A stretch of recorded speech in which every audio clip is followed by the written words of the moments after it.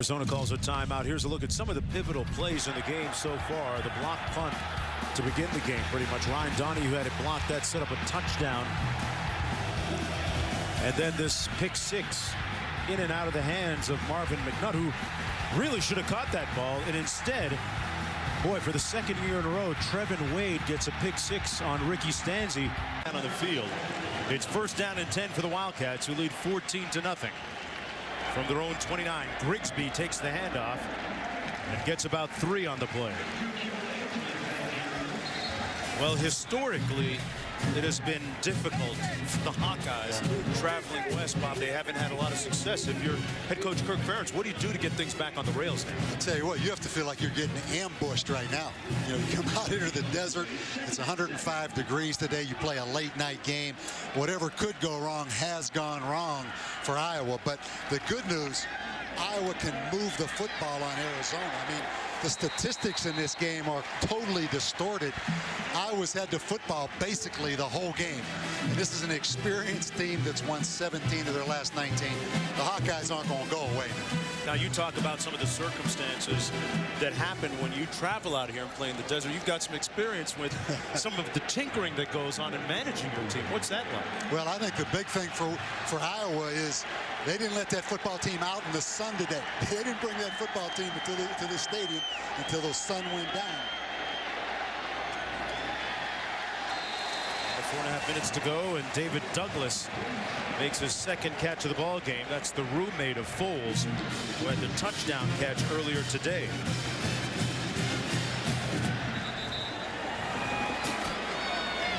I'll tell you, that score, though, is deceiving.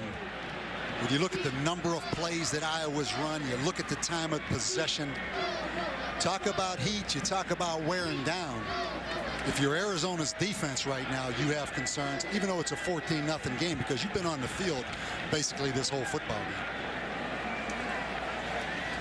It's the 13th meeting all time between Arizona and Iowa. And recent history, Bob, really kind of dictated the fact that Nick Foles became the starting quarterback permanently for Arizona, because it was in the fourth quarter of last year's game up at Kinnick Stadium as they get the first down in Iowa City that Foles replaced Matt Scott as the starting quarterback, came in, went 6 for 11, and really moved that team down the field. And he subsequently became the starter and hasn't let go of the job since. And they've changed their offense a little bit. You know, you see them right now in an I formation.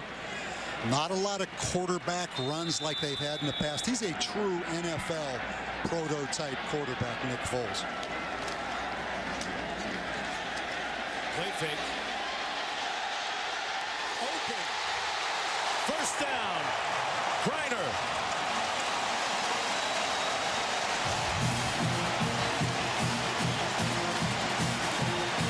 A 46-yard gain. Well, not a lot of people outside of the Pac-10 know about Jerron Griner, even though he's been on SportsCenter twice from the Toledo game.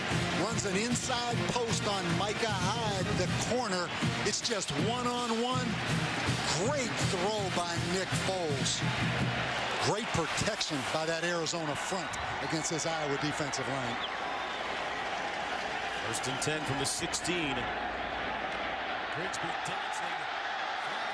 Grigsby down at the 8-yard line, and the senior with a nice run, ball loose, fumble, and it's Iowa football. Yeah, that ball clearly came out. It was recovered by Jeremiah Hunter. Yeah, and this strip made by Jeff Tarpinian, first down. Number 33, the middle linebacker. And what really hurts on that, it's first and 10. Nick Grigsby, an experienced senior running back who's had a really good career, coughs it up on first and 10. He certainly had an air of confidence going into today's game yesterday when we sat down with him at our meetings. Pac-10 all-freshman a couple of seasons ago, bothered by a shoulder injury last year. First down and 10 for Iowa.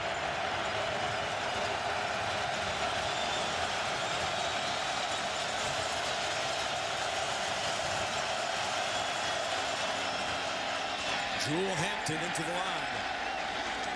And powering forward across the 10 to get 3 on the play. Well, Jimmy Johnson is racing for a historic 5th straight championship, while Jeff Gordon and Kevin Harvick look to make history of their own.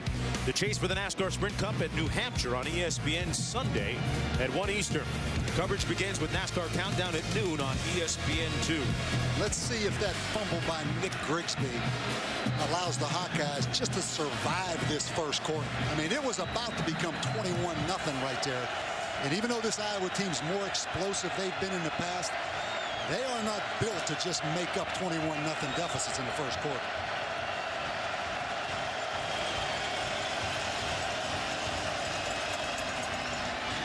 Nice cutback by Hampton.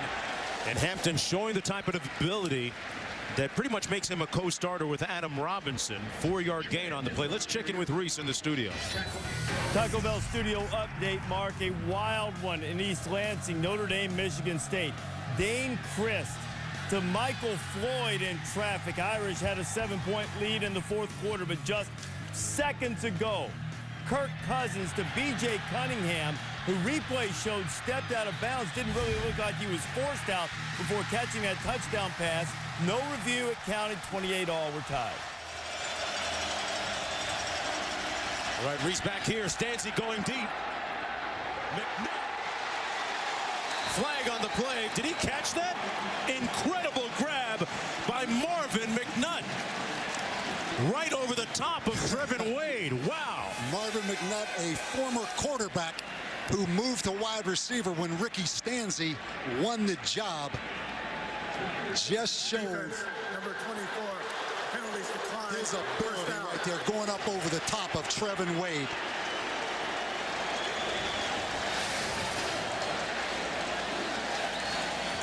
A 37-yard gain on the play. 1st and 10 to the Arizona 48. And what a catch. That is a big-time play.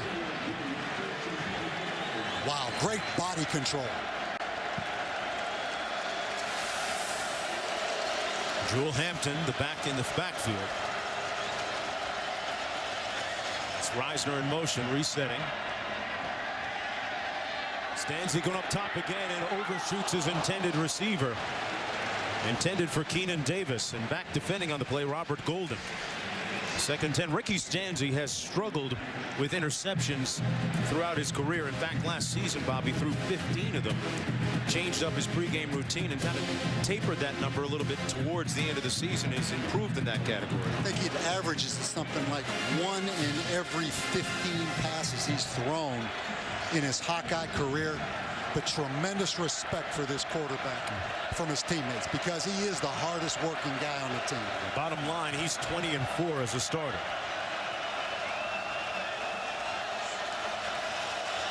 Second and 10. Stanzi letting it fly again, and nobody home. Almost picked off. A flag on the play. We're going to get a holding call, I believe, on Trevin Wade, the corner.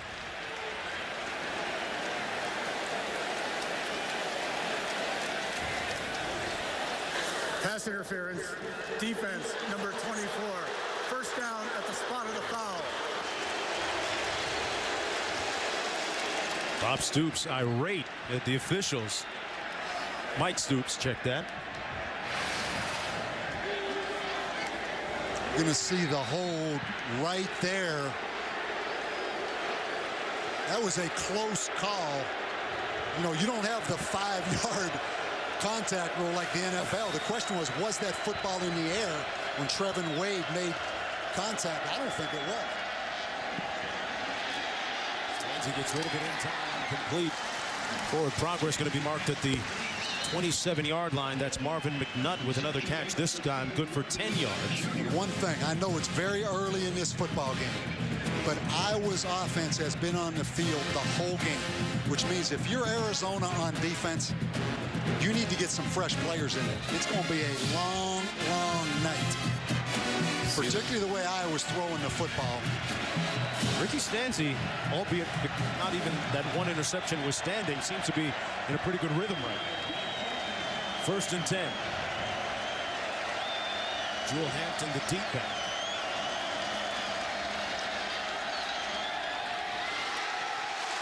Complete, and it's going to be 1st and goal. Johnson-Koulianos with the grab, and Stanzi now 7 of 12. He's already gone over 100 yards passing. Well, both teams running that skinny post, the corner one-on-one coverage, and those big wide receivers just tough to defend when the corner allows them inside. But you have to go back to that fumble by Nick Grigsby that gave some life back to this Hawkeye team. 6 plays, 89 yards, and the meter's still running on this drive. Straight ahead, Hampton. Nothing doing, stopped up right around the line of scrimmage at the 5-yard line. Jewel Hampton missed all last season because of a knee injury a couple of years ago. He showed a lot of promise as a freshman when he backed up Sean Green, who ran for well over 1,000 yards that season. 2nd and goal coming up for the Hawkeyes. Iowa offensive line. Always well coached, always physical, but not quite as big as they've been in the past. That's going to be the end of the first quarter of play, with number 24 Arizona leading number 9 Iowa 14-0. Turnovers, the story of this game. 2 of them leading to 14 points for the Wildcats.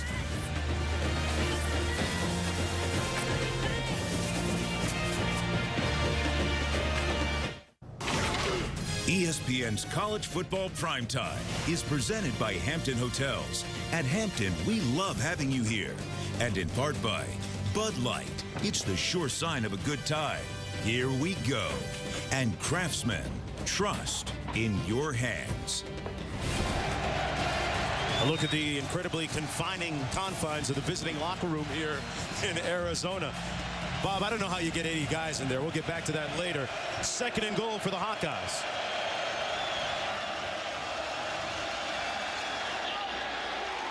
Incomplete, and into traffic intended for Derrell Johnson-Koulianos. And it's 3rd and goal coming up. Boy, Iowa could really use a score here to stem the tide.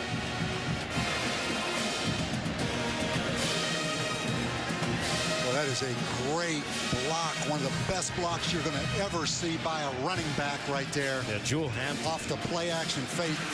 And I tell you, Jewel Hampton is an explosive football player. You mentioned last year missed the season with a torn ACL. Just watch this. I mean, this picture says it all. Hey, Bob, wow. The guy that he blew up right there, Paul Vassallo, is a little bit shaken up right now down in the field. For Arizona, he's gone off to the side. You know the amazing story about Jewel Hampton. He has that season-ending ACL last year. He missed the first game this year.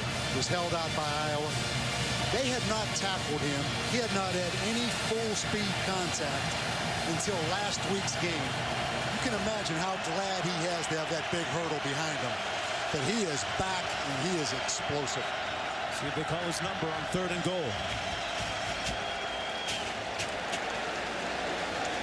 And Arizona wants to talk things over. Mike Stoops on the sidelines, heading to charge. Back with more after this.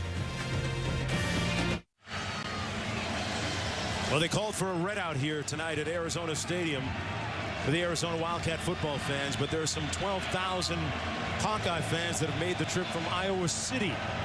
So they will sprinkle a little gold and black in amongst that red. What a great opportunity, though, for Arizona. After that 33-0 loss in the Holiday Bowl against Nebraska, to have an opportunity like this again on a national stage to get credibility. Talk about that more a little bit later on in Davy Jones' locker. Right now, 3rd and goal.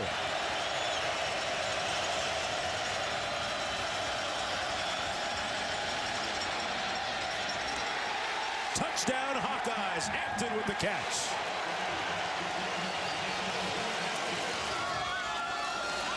And that's the first touchdown that Arizona's defense has allowed all season. Well, nobody feels worse than Nick Grigsby, who coughed that football up. But an excellent drive by Ricky Stanzi in this Iowa offense.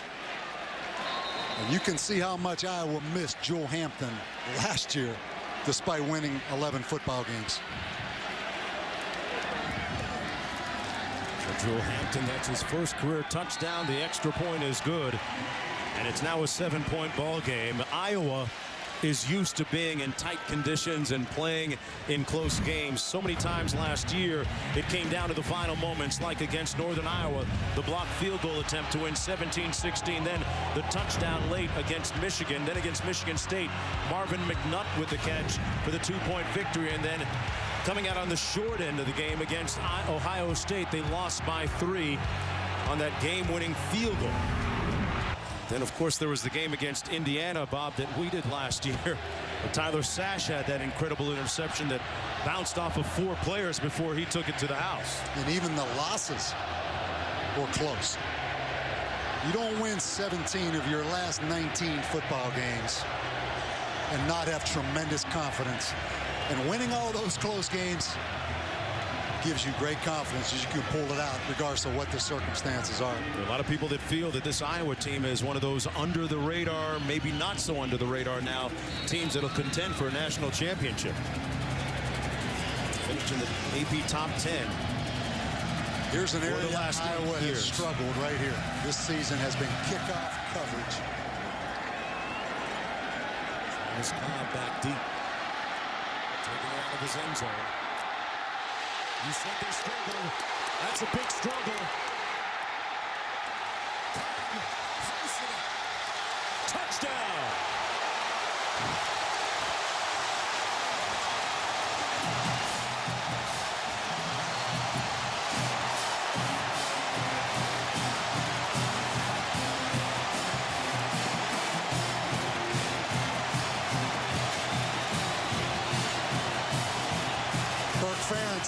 Iowa State had a 63 and a 37-yard kickoff return against you.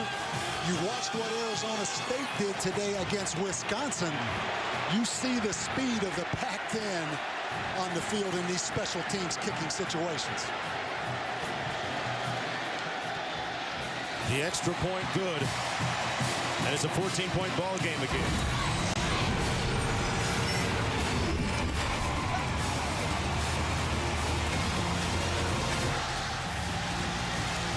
Flag down on the play. But there's one more look at Cobb's 100-yard kickoff return. Pretty much untouched. And you mentioned it, that earlier today we saw that Arizona State game between Wisconsin. Boy, Wisconsin couldn't cover a punt or a kick. It looks the same tonight, but Arizona with 8 plays in this football game on offense number 83, and 21 points. You talk about a block punt, an interception return for a touchdown, and a kickoff return for a touchdown. 8 offensive plays and 21 points.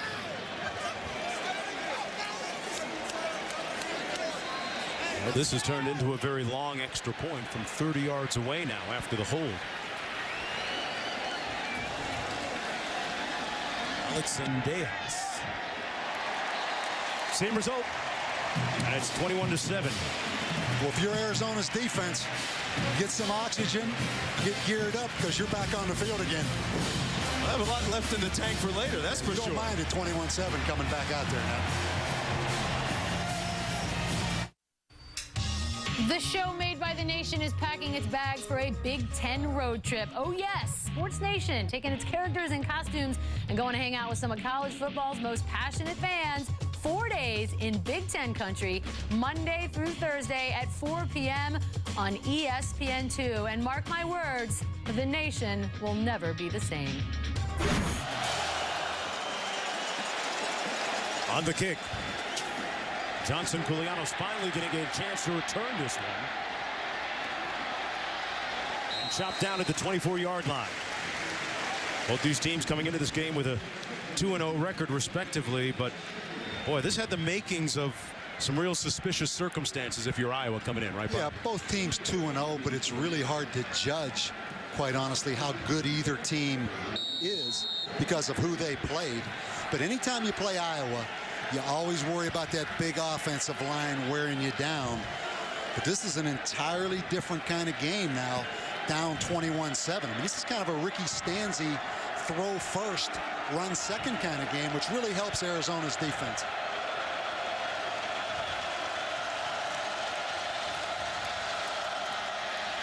Robinson over the left side of that offensive line. Picks up about 2 on the play. This week on Monday Night Football, Drew Brees and the defending Super Bowl champs take on Frank Gore and the 49ers. Monday Night Football on ESPN at 8:30 Eastern time. Coverage beginning at 7 Eastern with Monday Night Countdown served by Applebee's. Wonder if Mike Singletary has found that quote-unquote rat in the locker room that he talked about. Huh? He's bound and determined to find it. He is what he is. He shows his personality, and I don't think you ever go wrong as a coach when you do that. He does it the way he knows how to do it. From Robinson in the tailback. Stanzi bootleg. Firing a little bit high, incomplete from Marvin McNutt. It'll be 3rd down and 8 coming up for Iowa. Bob, you mentioned that this is kind of out of character for them to throw it this much. Is there any other way, though? Well, they're going to mix the run in there. You know, they are not going to abandon the run. Still down only 14 points, but no question they're out of their comfort zone right now. You see Mike Stoops. You talk about a guy that is wired now. You can see why he was an all Big Ten free safety at Iowa.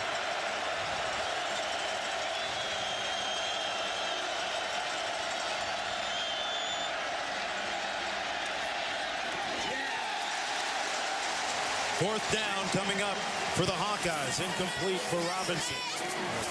2 really good defensive ends for Arizona.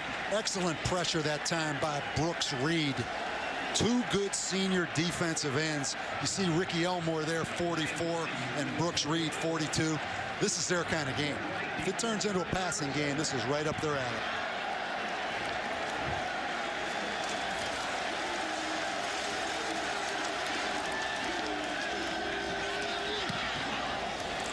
Who's already had 1 block. They came after him a little bit this time, but Bug Wright juggles it at the 13. And Bug is taken down at about the 17-yard line, and that's where it'll be 1st down and 10 after that 59-yard punt.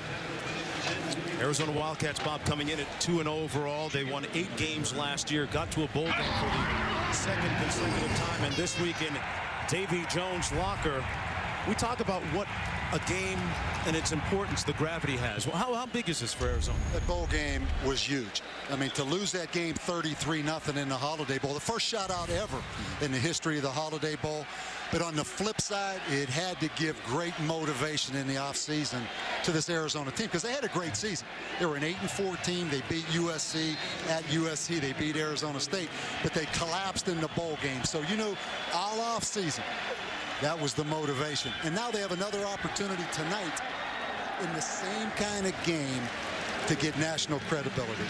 Ron Kreiner makes the catch, complete for a few yards, and you talk back about the game and what it meant and how it left a bilious taste in their mouth for several months until they got back on the field. They were really outclassed that night by Nebraska in that game. Big stage. Big stage. Going to play the Holiday Bowl, you get a team like Nebraska, and you just don't play well and you don't perform. But fortunately for Arizona, they get another opportunity this early in the season. They don't have to wait all the way till the end of the season to do it in a bowl game. They get it tonight here in Tucson. Antolin with a couple of yards on the gain for Mike Stoops. 3rd down coming up now for the Wildcats, and it's been a mixed bag of results for the Pac-10 conference today. But 3rd and 5.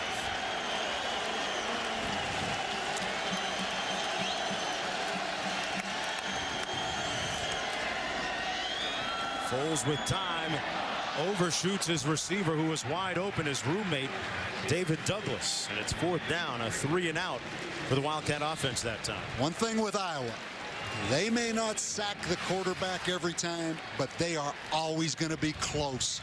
A lot of twist stunts up front, always good pressure. In my opinion, the best front 4 in the country. And this is a rested front 4 and a rested defense because they have not been on the field tonight. Adrian Claiborne, one of those guys to watch up front for the Hawkeyes.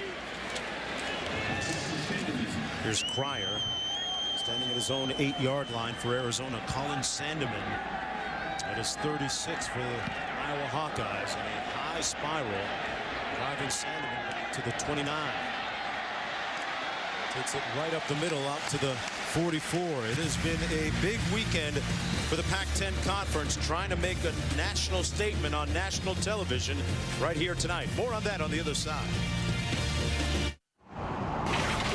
ESPN's College Football Primetime, brought to you by Kia Motors and the all-new 2011 Sportage, the perfect crossover for the road ahead, and the Capital One Cup.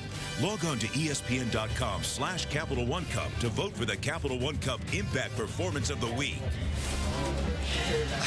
I'm not sure that many people knew that they actually have dorms here at Arizona Stadium with 152 male and female students. Bob, that is the choice room. No windows in that room, though. I'm not sure I could stay in there. You got the game on the other side, though. It's pass complete. That's Keenan Davis for the first down for the Hawkeyes. I talked about this being a pivotal day for the Pac-10 against non-conference opponents. Oregon winning, USC winning at Minnesota. Oregon State won, but boy, what a heartbreaker for Arizona State at Wisconsin. Boy, so many opportunities for the Sun Devils to win up at Wisconsin. Blocked extra point kept them from tying that game late. I'll tell you, the biggest surprise for me today was the inefficiency of Jake Locker, just 4 of 20 passing in that Washington defeat. Stanzi has a man wide open, and I mean wide, it's dropped. Johnson-Koulianos had 6, and we check in with Reese, who never drops one. Reese. Velcro hands, Jonesy, all the time. Sports Center right now, brought to you by Discover Rewards. Get you up to date on a couple of games. Notre Dame and Michigan State, they are headed to overtime now. Tied at 28. Some seeing it on ESPN, others on ESPN2. You see B.J. Cunningham catching that touchdown pass that tied it. Texas took care of Texas Tech in a turnover-filled game. Gilbert's accounting for a couple of touchdowns. SportsCenter's on ESPN News at the moment. All right, Reese back here from the 44-yard line. 2nd and 10 for Iowa. Little draw, and that's Hampton with nowhere to go. Stop at the 43-yard line. Well, Chris Berman is your host for ESPN's 2-hour pregame show, Sunday NFL Countdown. Analyst Tom Jackson, Keyshawn Johnson, Mike Ditka, and Chris Carter team with insiders Chris Mortensen and Adam Schaefer to give you all the analysis, insight, and news from the NFL. It all starts at Sunday, 11 a.m. Eastern Time. Brooks Reed, Ricky Elmore, the 2 defensive ends from Arizona. You better protect him on 3rd and 10. Out of the backfield, it's complete. Hampton made a nice move to elude one tackler, but is brought down to the 39. He picks up 4, and it's going to be 4th down for the Iowa Hawkeyes. Bob, you talked about those returning starters at defensive end, Reed and Elmore.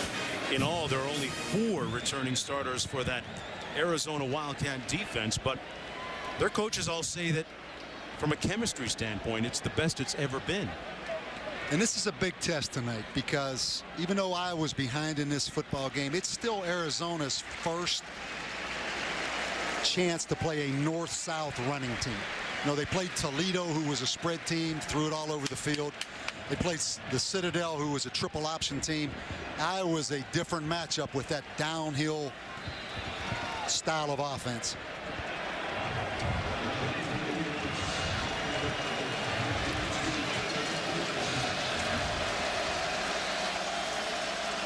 And 4th down, Ryan Donahue. Wow. Let's talk about some hang time. It's off a moonshot. They couldn't down it inside the 5. It's a 39-yard punt. Nothing on the return. It'll come out to the 20-yard line. And Justin Kreiner a few minutes ago, Deron Kreiner, pardon me, checking out his foot on the sidelines. He is a vital piece offensively for the Wildcats. Leading receiver coming in. Arizona has had a lot of things go their way in this football game. On that last series, Koulianos wide open off the double move. Should have been a touchdown for Iowa. So a lot of things going your way. And if you're Mike Stoops, you're thinking, hey, we've got him on the run. We need points right now. 1st down and 10 coming back the other way. Pitch, and what a hit on Antolin by number 9 Tyler Sash, the strong safety. But still a gain of 5 on the play by Keola Antolin. You can see why Adrian Claiborne right here, 94, is probably the best defensive end in the country. Watch the speed he shows coming down the line of scrimmage at about 285 pounds. First team All Big Ten performer. Foles completes it to his tight end, A.J. Simmons. And that's good enough for a first down for the Wildcats. And for more on the All-American candidate Claiborne, let's go downstairs to Quinn. Yeah, Mel Kiper ranks him number 5 overall as a prospect. Upset with himself throughout the first quarter. Actually, one time coming over and grabbing his helmet and slamming it to the turf. In a lot of ways, this defensive line, they've been spectators, and that's been very frustrating. He's usually a difference maker. He's been forced to watch a lot of points go up while he's on the sideline. First and 10. Wide open again. Number 19, William Wright, with another first down for the Wildcats. A 17-yard pickup. Well, it's always the question when opponents look at Arizona.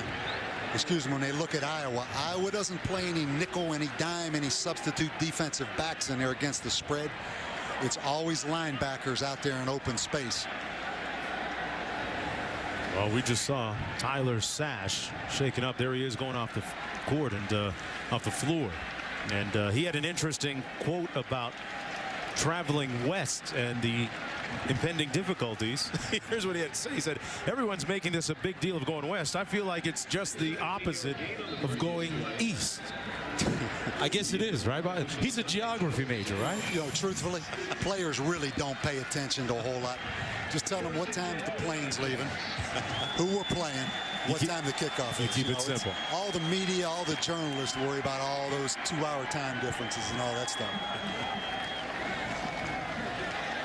Right up the middle, what a punishing run by number 34, Greg Woko. A 16-yard gain. Well, Big Von Dotsie, this left guard right here, is about 360 pounds. Got a, you see Dotsie right there, number 70. Another first down, 1st and 10.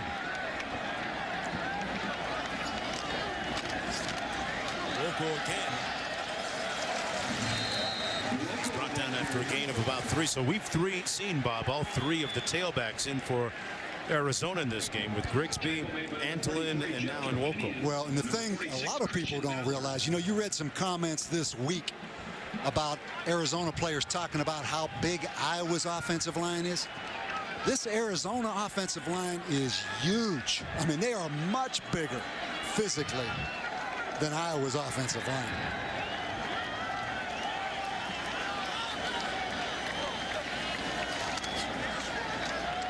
Foles under a little bit of heat, and they finally get to him, and he throws it just in time. Mike Daniels was the first one to get to Nick Foles. And he was almost sacked. Yeah, Mike Daniels is right here. He's going to come around on a twist stunt. Claiborne up the field, contains it, allows Mike Daniels, who's really a starter, even though he's the 5th defensive lineman. Sets up a 3rd down and 7. One thing you know, Iowa will rush 4 right here. It's can you protect? Wide open on the handoff. Grigsby, atoning for that earlier fumble, sets up a 1st and goal for Arizona. An 18-yard gain by the senior. Boy, that is a great change-up call against a penetrating defensive line. Missed tackle there in the open field by Brett Greenwood. Excellent call right there. Arizona with co-offensive coordinators. It's lining up out of the offset eye. Antolin, the deep back. He gets the call. Gets a couple of yards down to about the 8. There's 7 minutes to go here in the first half. And if you look strictly at the stats, You'd be fooled by what's on the scoreboard. Arizona leading by 14 points. Look at that front four of the Iowa Hawkeye defense, arguably the strength of that team defensively. Second and goal.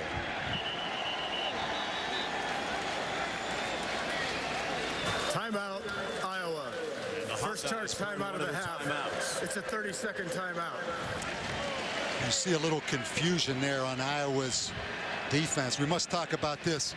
Norm Parker, one of the best defensive coordinators in all of college football. He's been on the Iowa staff 12 years. Did not make the trip out to Tucson, suffering from diabetes. He's had a long battle with it. Yeah, we want to send out our wishes and thoughts with Norm Parker.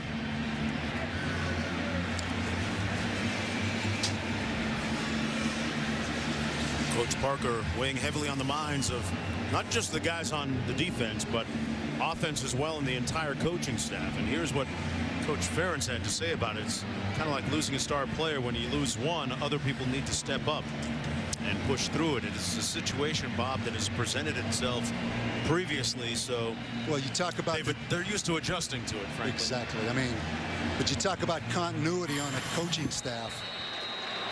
You look right there at Phil Parker. He's been on the staff 12 years, as has the offensive coordinator Kenny O'Keefe. Second and goal underneath, complete. Grigsby, Antolin makes the catch. It'll be third and goal after the 4-yard gain. I'll tell you, Nick Foles is a cool customer now. You know, we met with him yesterday. Came in kind of the Clark Kent look, had the big, thick glasses on. That's the new style with the kids. Yeah, and you actually asked him, were they prescription lenses in there, or was it just a cosmetic deal? He said, no, man, I need prescription. I've got bad eyesight. But this kid's a big, strong quarterback. Third and goal. Incomplete. Didn't have 20/20 vision on that one. Throwing it behind his intended receiver, Nick Grigsby. What do you make of his performance so far? He hasn't had to do much. I mean, he's kind of been like the Arizona offense. They haven't been on the field very much. Statistically, he's 9 of 13 for 101 yards, and in to attempt this field goal now is Alex Zendejas, coming from about 22 yards out. He's 1 for 1 on the season. Coming from a family of about 3 uncles that have kicked in the NFL as well. Solid lineage when it comes to place kicking, and the name Zendejas. And this version, Alex makes it a 24-7 football game.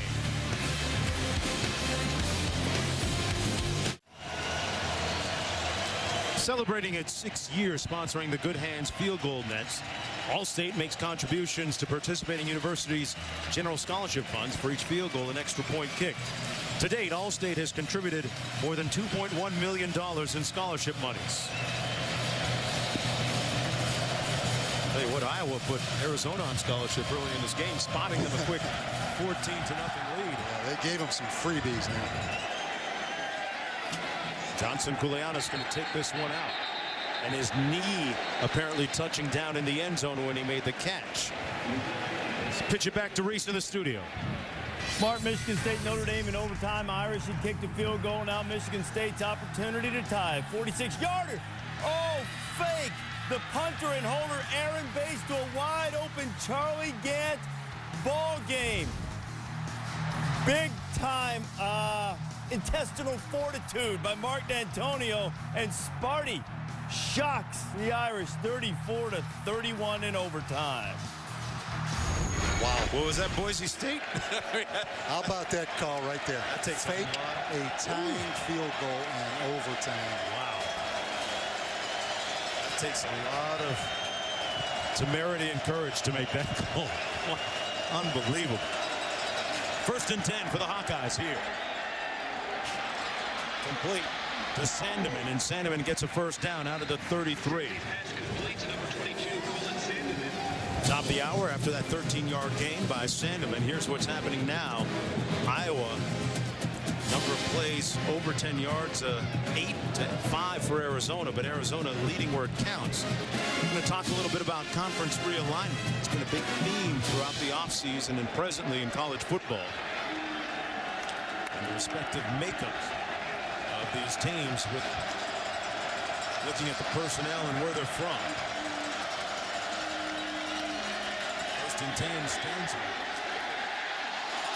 A lot of room ahead of him now. Open space. Stanzi brought down at midfield at the 50-yard line. He took a blow.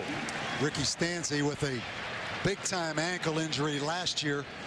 First game of the season against Eastern Illinois, he went down with a knee. He needs to learn to get down in that open field. Now, he's a big guy, 6'4", about 220 pounds, but he needs to stay to live another snap now.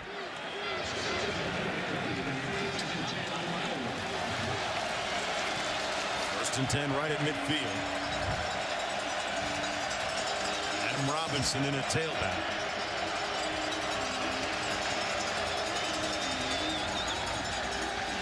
There's the play action. And complete to Sandeman, who makes another catch and another first down for the Hawkeyes. A 12-yard gain. Ricky Stanzi staying in the pocket and delivering the pass. Vassallo shaken up for the Wildcats. You know, big part of this Iowa offense, we talk about run the football, which sets up play action.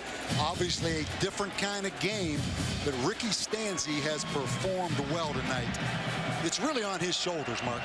Just the way this game, the flow of this game right now.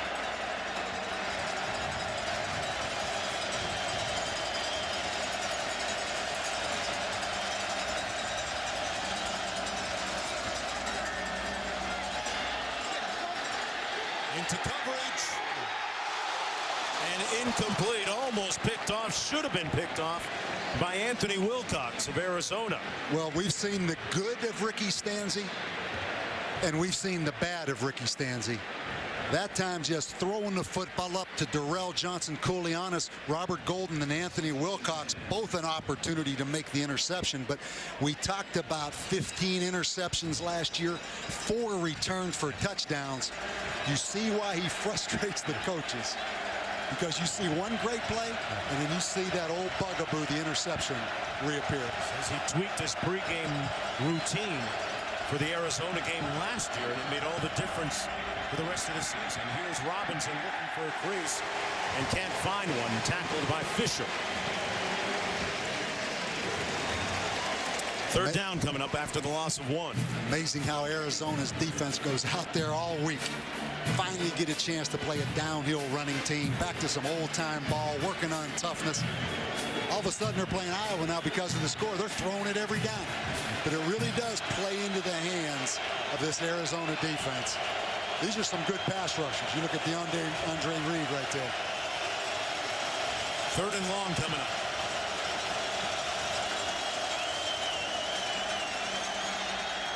Over the middle, tipped up and almost intercepted again.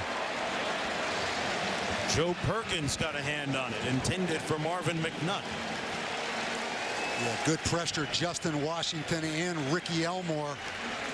And you have to wonder, is Iowa built for this kind of game where they're just throwing it every single down? If you're Kirk Ferentz right now, you just want to get to that locker room.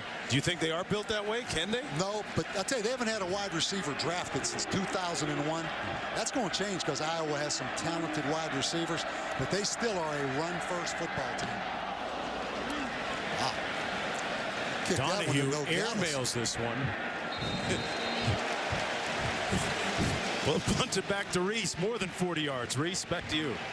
All right, Mark, coming up on the Wendy's halftime report, we had a couple of prime-time, overtime classics. We'll show you how they both ended in rather remarkable fashion. And it was a day full of road tests, and for the most part, all of those road teams passed, although certainly Iowa's having plenty of difficulty at the moment. Mark and Lou are here. We'll see you in just a few minutes at halftime.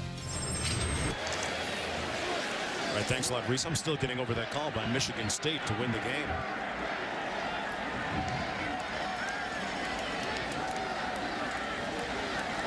Mantle in the backfield, and Foles fires complete for a first down to the 39-yard line.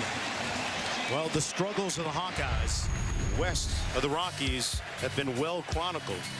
They get west of the central time zone, Bob, and it has been trouble to the tune of 6 losses. And I'm sure Kirk Ferentz, I'm sure a bunch of Iowa fans right now are trying to figure out, is there any specific reason for that? But right now, they better hold on here at the end of the first half because Nick Foles is on fire. The end around, it's Travis Cobb who took that kickoff back for a touchdown. And there's a look at Sash who made the touchdown catch. And it was Sash who said, remember the quote we saw? He said, everyone makes a big deal out of going west. It's no big deal. It's just the opposite of going east. Well, you have to wonder a little bit. You know, they went up to Arizona State several years ago and got whipped by the Sun Devils. 2-hour time difference. They play a lot of afternoon games in Iowa City back in the Midwest. But they have come in here and gotten ambushed tonight. Antolin on the handoff. And Tyler Sash makes the stop after the first down. A gain of 9 on the play by the dynamic Iola Antolin. And you know, that's twice Arizona has hit them with draws. You have to like the offensive game plan of Arizona, even though they haven't been on the field that much. Bob, we haven't said Adrian Claiborne's name all that much today. What do you make of that? I mean, Good they kept balance. him quiet. Good balance by Arizona's offense, and Adam Grant, the big left tackle, passing the test so far for Arizona. A swing pass out of the backfield, Grigsby. And it was Grigsby that said, I remember last year losing up in Iowa City. Those guys were big and strong, and they took us out of our power game. Looking to atone for that loss tonight. Nice pickup. It'll be 2nd down and 5.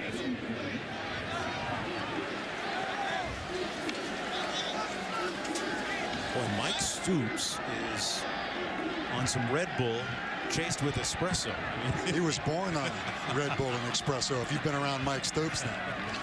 Taking in 5. Foles throws the dart, and it's complete to William Wright. Tell you, there have been some gaps in Iowa's zone coverage tonight, something I haven't seen much of. Watch Tyler Nielsen, the linebacker, number 45, as we let this thing roll. They usually match combination routes very well, but you see Tyler Nielsen jumping up on the short route, allows that thing to open up in behind him. Foles had a man open. That was his roommate, David Douglas, but threw it behind him. I mean, this is not characteristic of Iowa's pass defense underneath. They usually match those routes as good as anyone in the country, but there has been some wide open throws. Keep in mind, they lost really 2 excellent linebackers to the NFL, this Iowa football team.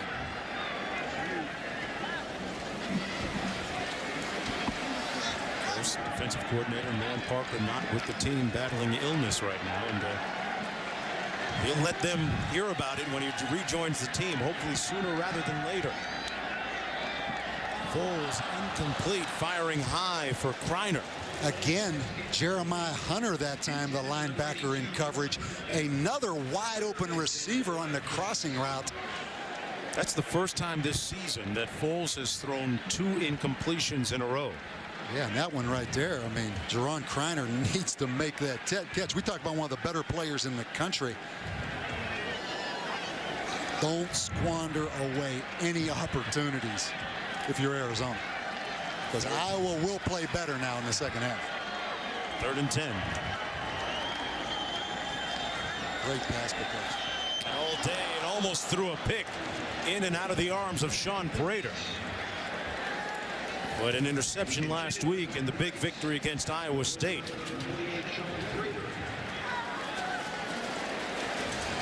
Boy, great pass protection, but I want you to watch Adam Grant, the left offensive tackle right here. Boom. And then a great chip block by Grigsby. You can see they're taking the running back and chipping to give some help to that offensive line. And in comes his field goal attempt from Alex Zendejas. It's going to be about 47 yards out.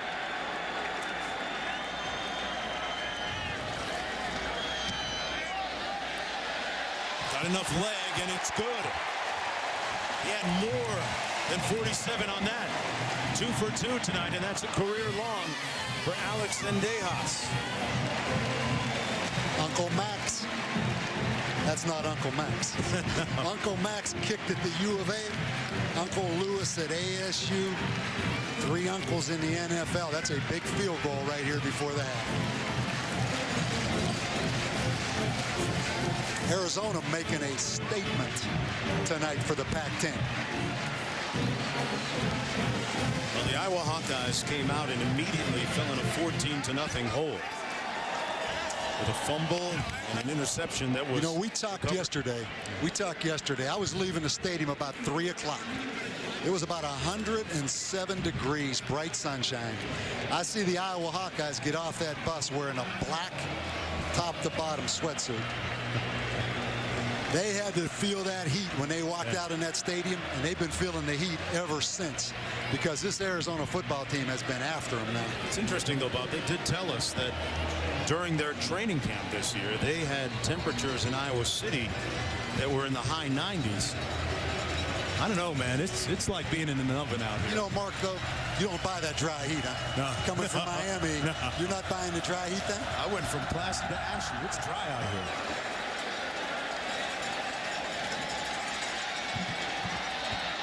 The kickoff return. This is Keenan Davis. Talked about the oppressive heat. Right now down to the field. Oh, it has dropped. It's perfect. It's chilly. A chilly, what is that, like 85 maybe? I'm going to tell you something. I've never seen a thermometer block a punt, throw an interception that was returned for a touchdown, or let them run back a kickoff return on You're going to give me the old, it's the same heat for both teams then, right? Exactly. And I'm going to tell you the other thing. The next time we do the thermometer, we're going to go buy a big-time thermometer. I mean, that one came from the local thrift shop. I'm not sure about the credibility of that thermometer either. I mean, we're a big-time operation here, right? We can afford a big-time thermometer. Stanzi going to run and wisely slides this time at the 48-yard line with 3 seconds to go. He picked up 7 yards, but looking ahead to the second half, Ricky Stanzi and his offensive unit for Iowa with a daunting task ahead. Grigsby, albeit he had that one fumble, Arizona leading 27-7.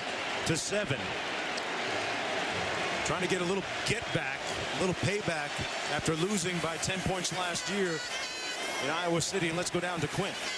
Coach, how do you best describe the first 5 minutes and falling behind 14-0? Well, we didn't give ourselves much of a chance. You know, our special teams aren't good. We tipped the ball for a pick, so, you know, we put ourselves in quite a hole. Where does the comeback start? Well, better start this half. I mean, we got 30 minutes.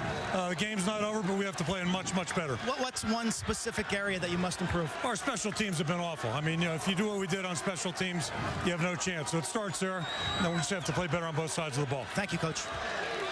He's, of course, alluding to the kickoff return by Travis Cobb. 27-7 at the break, and right now we're going to head to the Wendy's halftime report.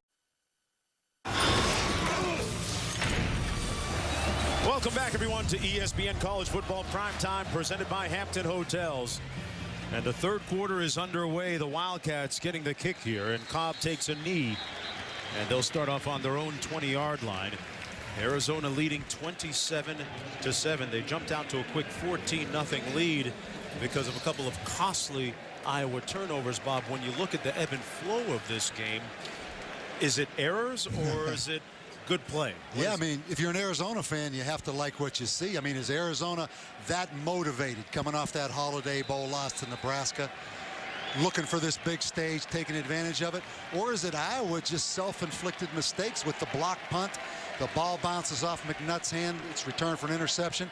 And then they give up a kickoff return for a touchdown. So bottom line, Arizona up 27-7, playing at home, great atmosphere, uphill fight for Iowa. Angelin on the carry. You look at the numbers here. The total yardage going to the Hawkeyes. Well, you know, that makes sense because Arizona's offense wasn't on the field all that much. Yeah, Iowa with 10 more plays on offense. Anytime you have a punt blocked, the first series of the game, it's going to be a long night. Here's the thing that's impressed me, maybe surprised me as much as anything, Mark, has been Arizona's job of getting open underneath against that Iowa coverage. There have been some wide open receivers underneath against that zone defense. Zach Bacchus with the reception for the first down, the 8-yard gain. Nick Foles became the starter a year ago in this game against Iowa up at Kinnick Stadium in Iowa City. Came on in the fourth quarter. Had a good finish, albeit the team falling 10 points short in defeat. And Foles throws it away. Well, one of the big factors in the first quarter, Quint, was Jaron Kreiner. Big weapon, but what's up with him injury-wise? Well, Jaron Kreiner right now limped out of the locker room. He's got a left foot or ankle discomfort. Really played that second quarter in a lot of pain. Right now, I'd list him as questionable. He's here on the sideline. His shoelace is untied. I also spoke to head coach Mike Stoops. He said the big challenge now is to play with the lead and to continue to play at a frenzied pace. He said Iowa's not going to go away. He should know. He was a former Iowa Hawkeye. All right, Quint, yeah. Kreiner, a vital cog offensively for Arizona. Foles with time, a little pressure off the edge. And that's one of the guys we've been talking about up front. It's not Claiborne, but it's Broderick Binns with the first sack of the night for Iowa's defense. Well, here's just great effort. Bob, here's the play first where Kreiner appeared to come down badly on that right ankle. And that's unfortunate. We met with Kreiner yesterday. Very excited about playing this football game. Check that, his left ankle. I think Quint, talking about Mike Stoops, play aggressive in the second half. Don't get conservative. Always a tendency when you're in ahead by 20 points to try to kind of take the air out of the football and use that clock. There's a lot of football left. Well, Arizona calls a timeout. Here's a look at some of the pivotal plays in the game so far. The block punt to begin the game, pretty much. Ryan Donahue had it blocked. That set up a touchdown. And then this pick six in and out of the hands of Marvin McNutt, who really should have caught that ball. And instead, boy, for the second year in a row, Trevin Wade gets a pick six on Ricky Stanzi. And then Travis Cobb, one of the fastest players on this Arizona team, had a 95-yard kickoff return last year against Washington State. Almost dropped the football right there. But you're looking at 21 points, really from self-inflicted Iowa mistakes. Arizona with the ball now, and third down coming up. One thing about Foles, he spread that football around. 8 different Arizona receivers have caught passes tonight in this game, and they've run the draw several times on third and long situations. 3rd and 10, a little heat coming up the middle. Foles throws it, but it's out of bounds, incomplete, intended for Travis Cobb. So in the first series of the second half for the Wildcats, it's a 3-and-out offensively. Good pressure up front by Christian Ballard. Well, you watch Adrian Claiborne right here. Watch what Arizona does to him. They're going to take a great defensive end, and they're going to chip him right there. You see the tight end right there, number 88, A.J. Simmons. He's attracted double teams just about every snap tonight as a result of what he did last year in Iowa City to Arizona. Colin Sandeman back at his own 25.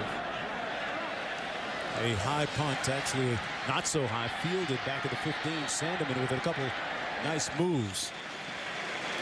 All the way out to the 35-yard line. A 54-yard punt, 19 on the return. And speaking of returns, Claiborne deciding to return for his senior season. And here's what he had to say on passing on the NFL and playing in the NFL. Once you get to the league, you're going against 30-year-old grown men playing offensive line. It's a whole different thing than going against a 19-year-old tackle. You take a look. I believe his mom is here tonight. Tracy made the trip out to Tucson. There she is right there.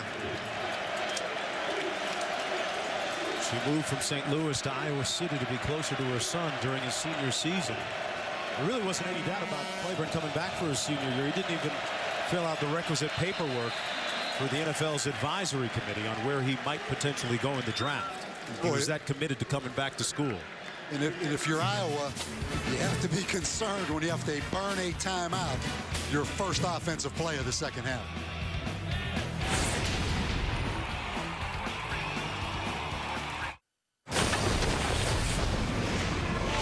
Back here in Tucson, you know, during the World Cup on ESPN this summer, everybody learned about those things, the vuvuzelas, those horns, Bob. I thought they were banned since subsequently in most places.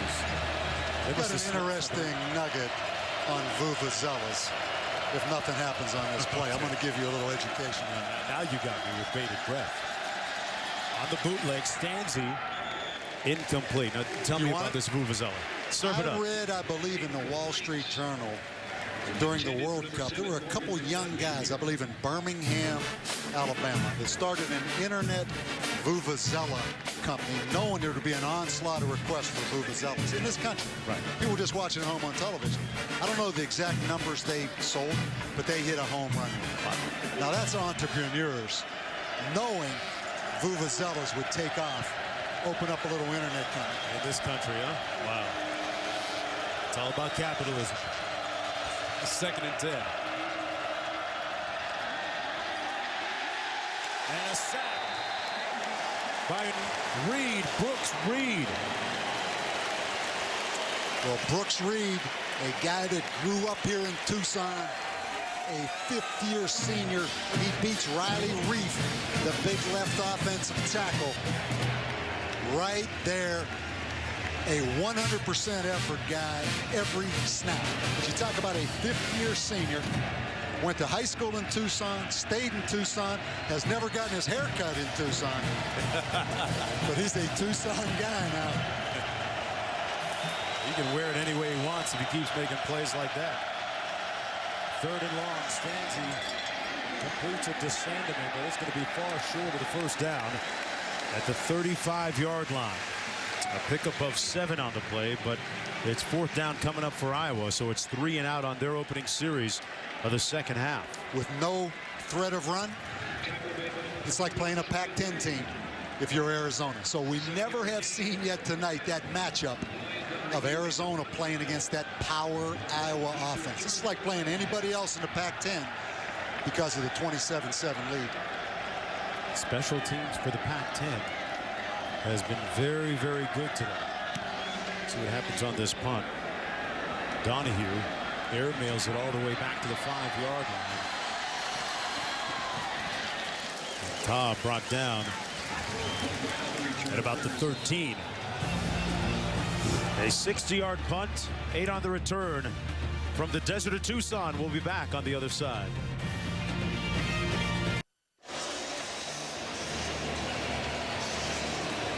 Let's take a look at this. This is being reviewed right here. Was he ever down? He rolls on top of the Iowa player. Now the question is right there, if the back of your hand is on the ground, you are down. If the football's on the ground or the top of your hand's down, you are not down. But right here, he's going to roll over top of the Iowa player. I think he is down because if the back of your hand is on the ground, that's also your forearm on the ground, which means you were down.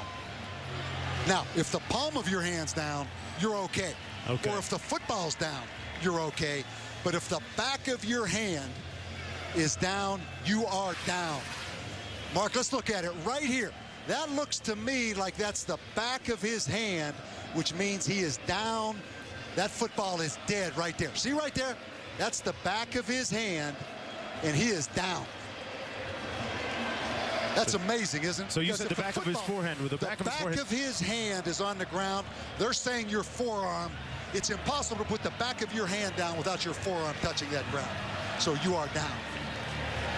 They're reviewing it up in the booth, and the standard is such that there must be indisputable video evidence to overturn the call on the field. But a lot of people don't understand. You can use the football palm down to regain your balance. You can put the palm of your hand down, but you cannot put your wrist. After further review, the runner is ruled down at the 13-yard line. First down. A lot of people don't understand that rule, but they're saying if your wrist is down, your forearm is down. And clearly right there, his forearm is down. But what an effort by Wright. It's just the sense to get up and take it to the end zone and make it be reviewed. It's going to be 1st and 10 from the 13. Antolin and Nwoko in the backfield. 60 yards on the punt, 8 yards on the return.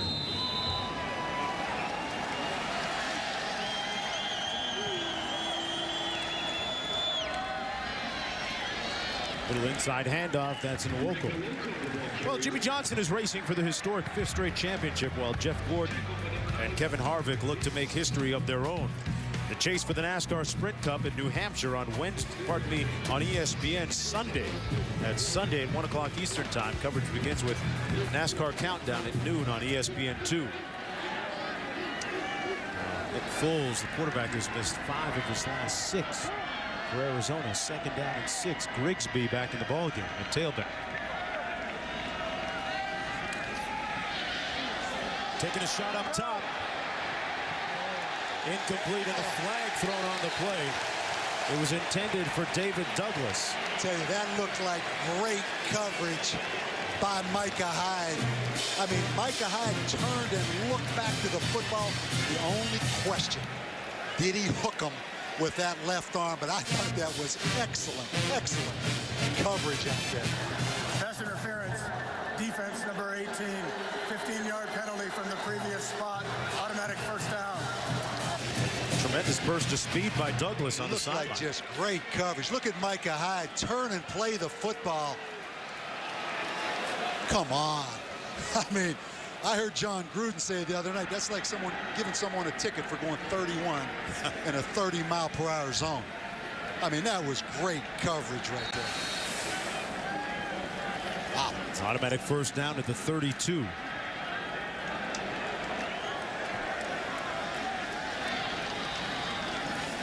Arizona under center. Something they're doing a little bit more, a little less shotgun than a year ago. On the end around, that's Cobb. Cobb with that great speed, tiptoes out of bounds at the 36. Picks up 4 on the play. It was Cobb that had that kickoff return for a touchdown in the 1st half. He went 100 yards on it. Cobb with a little bit of a hip flexor in camp. And interesting, Arizona goes down to Fort Huachuca, an Army base about 85 miles south of here for summer camp. And a lot of those players yesterday talking about some of the leadership things they go through. Great team bonding experience. And they blow the play dead. Coach has talked about the fact that from a chemistry standpoint, this might be as good as it's been at Arizona under Mike Stoops. I'd like to take you down to Fort Worth. Please set the clock to 10 minutes. I'll do some push-ups. Yeah, I know. Right. But I'm going to put you in those cinder block barracks. I'm going to have you scaling some walls. I can live that Spartan-like existence. Yeah. You should have seen the kid operate today over at the rec center. I heard you played a little basketball. Our producer Kim Belton and I doing our little workout. Well, Kim played at Stanford. He told me he was 20-20 every time they came down and played Arizona State. Now, I haven't gotten confirmation yet on the record books. We visited with Sean Miller yesterday. But how about Arizona? Mike Stoops taking his team down to Fort Huachuca to an Army base. And those kids get something out of it. I mean, there's a lot of leadership skills taught down there. And working for them. Yeah, so far, trying to build on that 8-win season from a season ago. And a pivotal game tonight for Arizona, trying to set a good tempo and a good atmosphere for what's next. Next week they take on Cal in a conference game. 3rd and 2 coming up here.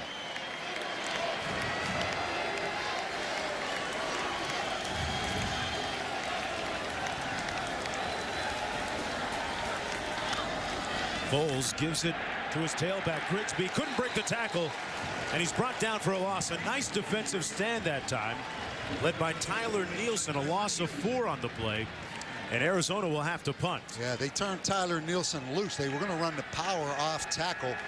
He closed. Nobody blocked him, and a big stop right there. Nielsen's been the guy that's been cited as being the big surprise defensively for Iowa so far this year. Yeah, didn't play much last year. Let's see if Iowa can make a special teams play tonight. Got a flag thrown down on the field.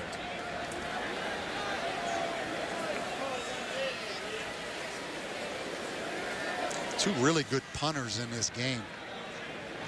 Keenan Cryer for Arizona, 4th year as a starter. Never had one blocked in his career. You look on the other side, Ryan Donahue, who had to punt block for Iowa. He's had 3 blocked for his career.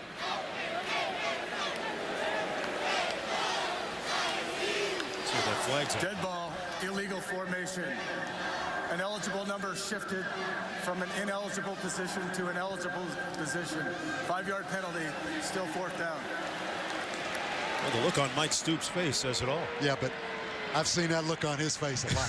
That's no confirmation that. But you wonder, Iowa right now, great opportunity. But do you talk yourself out of trying to block the punt? Because here's a 4-year punter that's never had one block.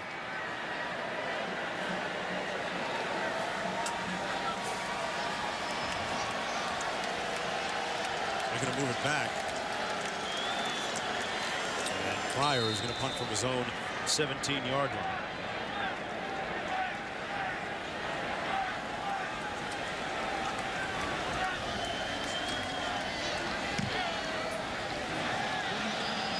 Not a great punt.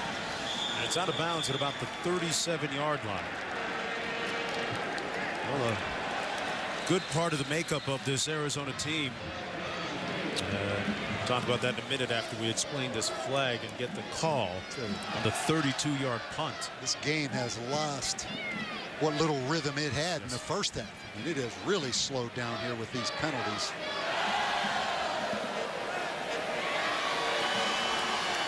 See what kind of field position Iowa gets after the penalty call. Dead ball, personal foul. Number 2 of the kicking team. 15-yard penalty, 1st down.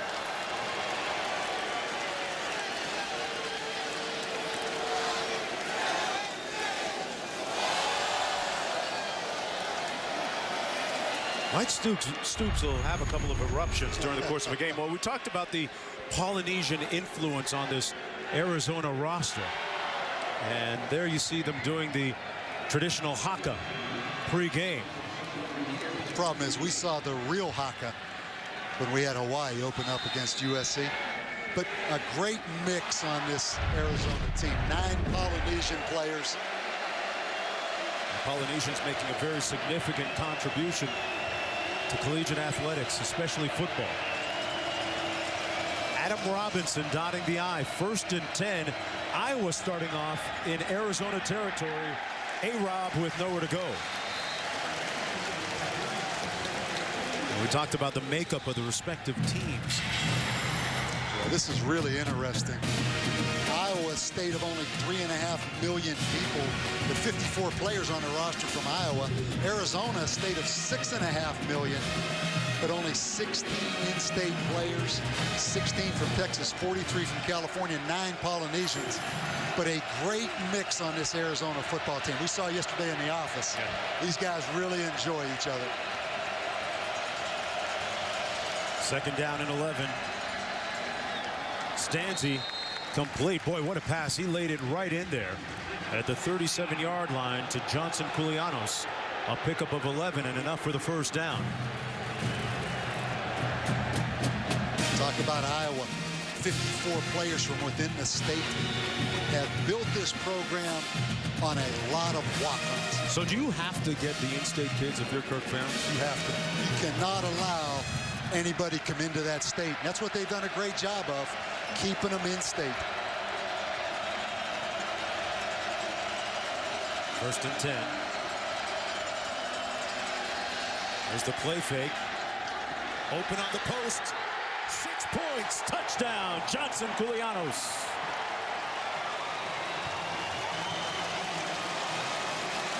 And the gold and black are back.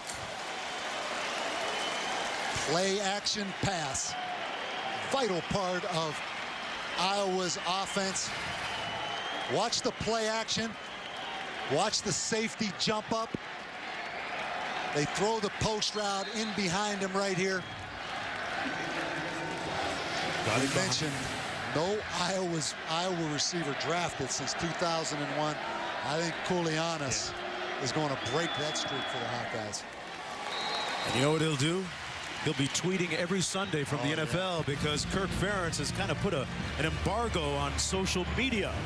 He communicates with touchdowns. Back after this. ESPN's College Football Primetime, brought to you by Chevrolet. Every model is backed by a 100,000-mile, 5-year powertrain limited warranty. And Dr. Pepper, there's nothing like a pepper. I tell you, surprise, surprise. Located under the east end of the stadium here is the Stewart Observatory, what you saw a moment ago, where scientists, engineers, and technicians are producing giant lightweight mirrors. They make the largest telescopes in the world. Bob, there's a lot going on under the stands here. Well, and in this state, telescopes and viewing of stars, and I'm not real big on it, but it's a big part of this state. We were up in the foothills last night at the athletic director, Mr. Greg Burns' house. What a beautiful setting that was, up in the Catalina foothills. I had a chance to visit with some people here at the University of Arizona. The athletics department in very good shape under his guidance. Visited with Sean Miller, the head basketball coach, here yesterday as well. Foles complete. Douglas got hit. Bob, let's take one more look at the touchdown. What's that key? Well, here's what play action pass does. Watch the corner right here. Arizona's going to try to get the extra guy against the run. Right there, the play action. Look at the corner start up. Now you have the wide receiver one-on-one with the free safety, which is a tough matchup. But Arizona trying to get the extra guy against the run. Koulianos, Joe Perkins, the safety, has no chance. But the play action caused Arizona to get the extra guy up there against the run. Well, against the run, Iowa pretty stout that time, although Greg and Wolko picked up 5 yards. Jeremiah Hunter making the stop on the play. Approaching 6.5 minutes to go in the third quarter. A couple of undefeated teams on the field. Kirk Ferentz's Iowa Hawkeyes coming in at 2-0. And Mike Stoops' Arizona Wildcats also at 2-0. Both teams coming off very impressive wins last week, but they both respectively step it up a level in competition this week against each other. Foles, Douglas again, and he took another hit. And near another first down, picked up 6. Well, ESPN's coverage of Major League Baseball and the hunt for October continues on Sunday Night Baseball. Detroit taking on the White Sox. Sunday Night Baseball presented by Taco Bell, part of Lee Jeans. The hunt for October on ESPN and ESPN3.com at 8 o'clock Eastern Time.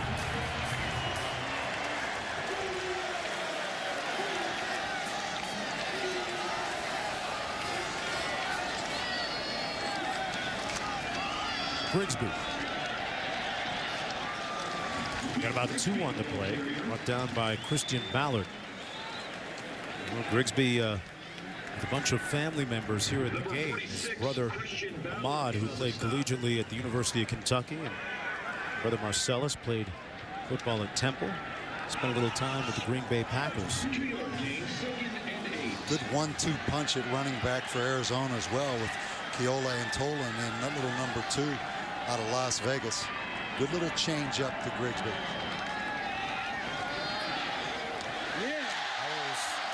Throws a dart complete at the 38-yard line to Douglas. Bob, you see them going to Douglas a lot because this guy, Kreiner, on the sidelines. Quinn Kesenick reported earlier he had that foot issue, that foot injury. Doesn't look like he's going to get back in the game anytime soon. You have to be impressed with the accuracy of Nick Foles. Stands in that pocket. Foles, the same high school, Austin Westlake, as Drew Brees. Actually committed to Arizona State. Well, committed to Arizona State. Played for a year at Michigan State. Or transferring back here. Flag on the play. Dead ball, false start. Offense number 67. 5-yard penalty. Philip Garcia, the starting right tackle, the perpetrator on that flag.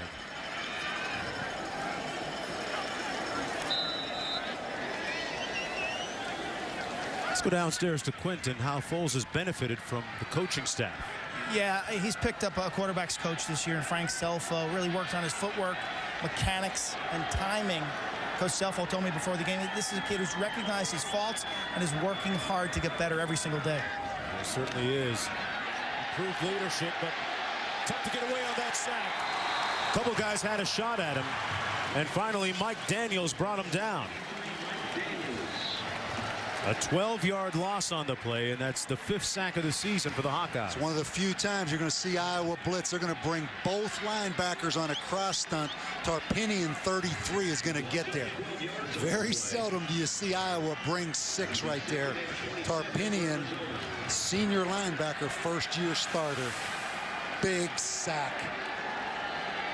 Couple that with the penalty by Arizona, the previous play, taking him out of this offensive drive. 2nd and 27. Play to Grigsby, and Grigsby will lose a couple of yards, and Daniels really asserting himself on that defensive front. Well, they call Mike Daniels the Beast. 6'1", 275. He just whips the offensive guard, comes around on a twist stunt right there. And all of a sudden, we've got an official down on the field.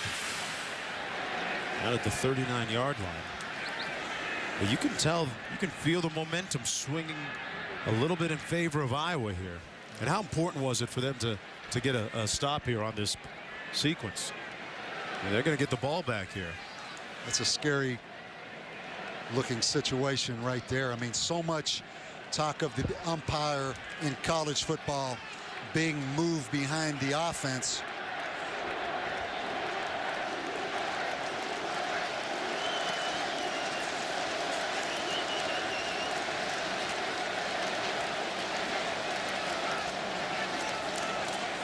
Attending to one of the officials down on the field.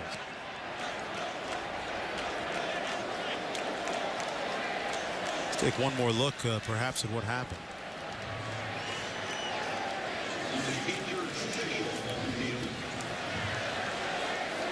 Oh, just an inadvertent that's unfortunate. Shoulder. Yeah, took a shot to the head right there. As one of the Iowa players was trying to get off the field. Totally accidental, of course. It's a good sign there. These officials just underscores that they have one of the more thankless jobs on the field.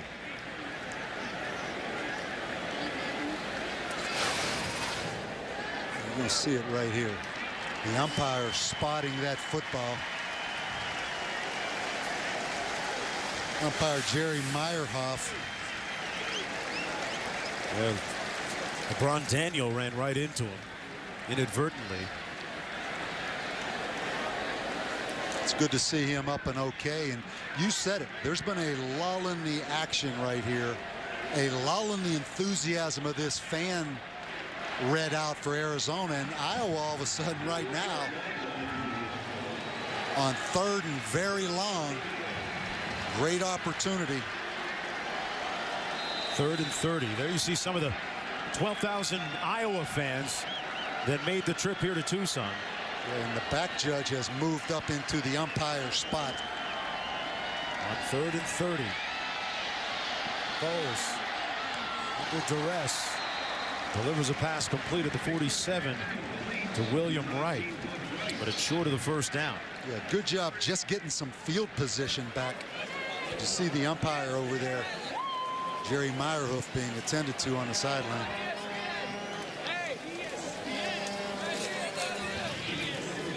Fourth and 19. Cullen Sandeman with his heels planted on the 10-yard line. Keenan Cryer punting from his own 40.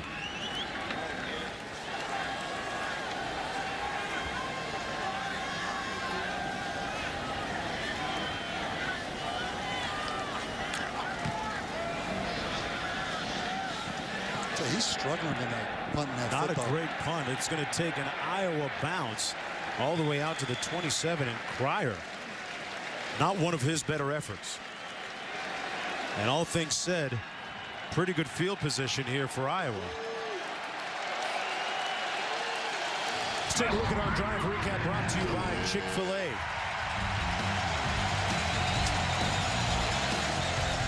Arizona started off real well here.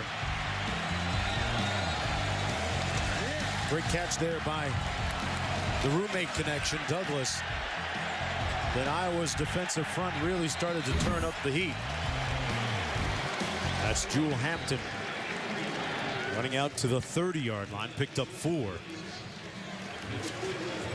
And Hampton comes up grabbing his leg. Hampton limping off. That's really unfortunate. You know, Hampton, as a freshman, played behind Sean Green, the New York Jet tailback. Hampton had 463 yards. He mentioned last year with a torn ACL.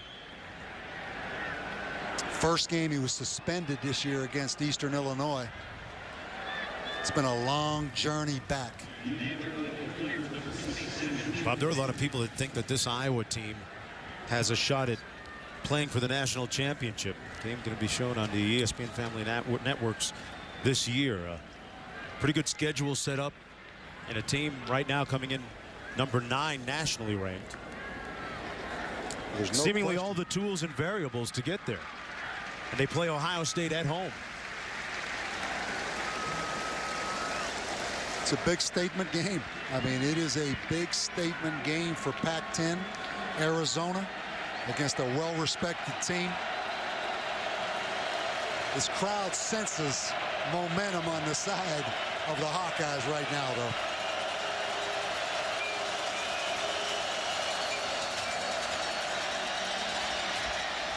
Underneath, boy, what a catch. Reisner makes the catch with a defender draped all over him. And there's a flag thrown as well. See why they rave about his pass catching abilities. They've had 7 straight tight ends going to the NFL.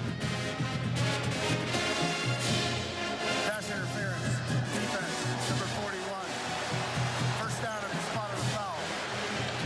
Lasala, the junior college linebacker, one of 2 junior college linebackers for the Hawkeyes. I think that face showed what Mike Stoops thought of that call.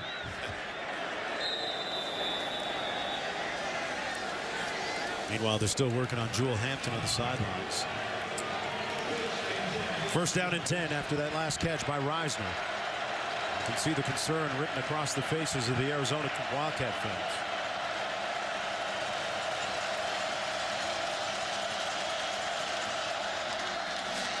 Robinson brought down for a loss on the play. Nice surge up front by that defensive front 4, Lolomano Mikalele. I was going to let you say that. But Lola Lama Mikalele, one of those Polynesian players we talked about. Great penetration that time off the line of scrimmage. Under a minute to go now in the 3rd quarter. 2nd and 14.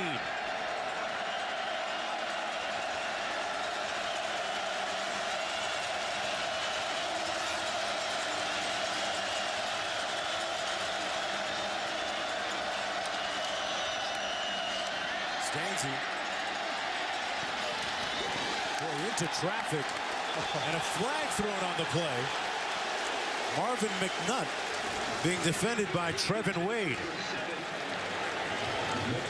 And Mount Stoops is about to blow again. I'll tell you one thing, he yanked that helmet off. Trevin Wade yanked the helmet off of Marvin McNutt. Pass interference. Defense. But it's going to be a pass interference call. Let's take a look. Keep in mind, it's pass interference. It's not a personal foul penalty. You know, that right arm, he came over the top with the left hand. Did the right arm get there a little early from behind?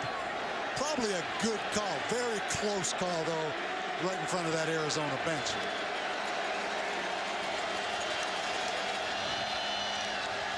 Arizona brought a little bit of heat. That one incomplete. Out of the reach of Marvin McNutt.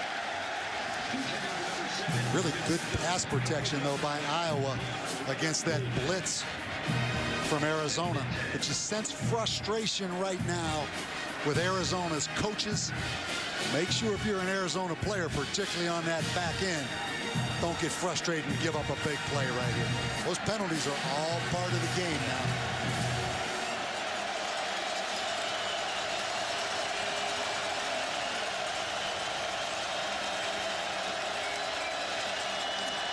Stanzi to Robinson.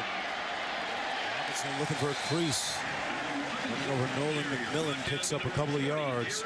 Earls and Vassallo making the stop for the Wildcats with 12 seconds to go in the third period. You mentioned Earls and Vassallo. Earls right there out of North Dakota State College of Science, junior college. Vassallo, another junior college transfer out of the state of Nevada. That's the end of 3 periods of play. Fourth quarter coming up. And as Wildcat lore states, it's time for the boys to bear down.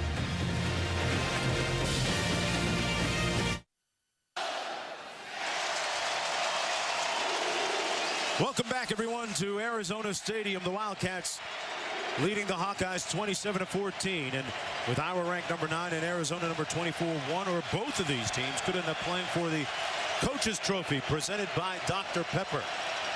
National championship game coming to ABC and ESPN this year.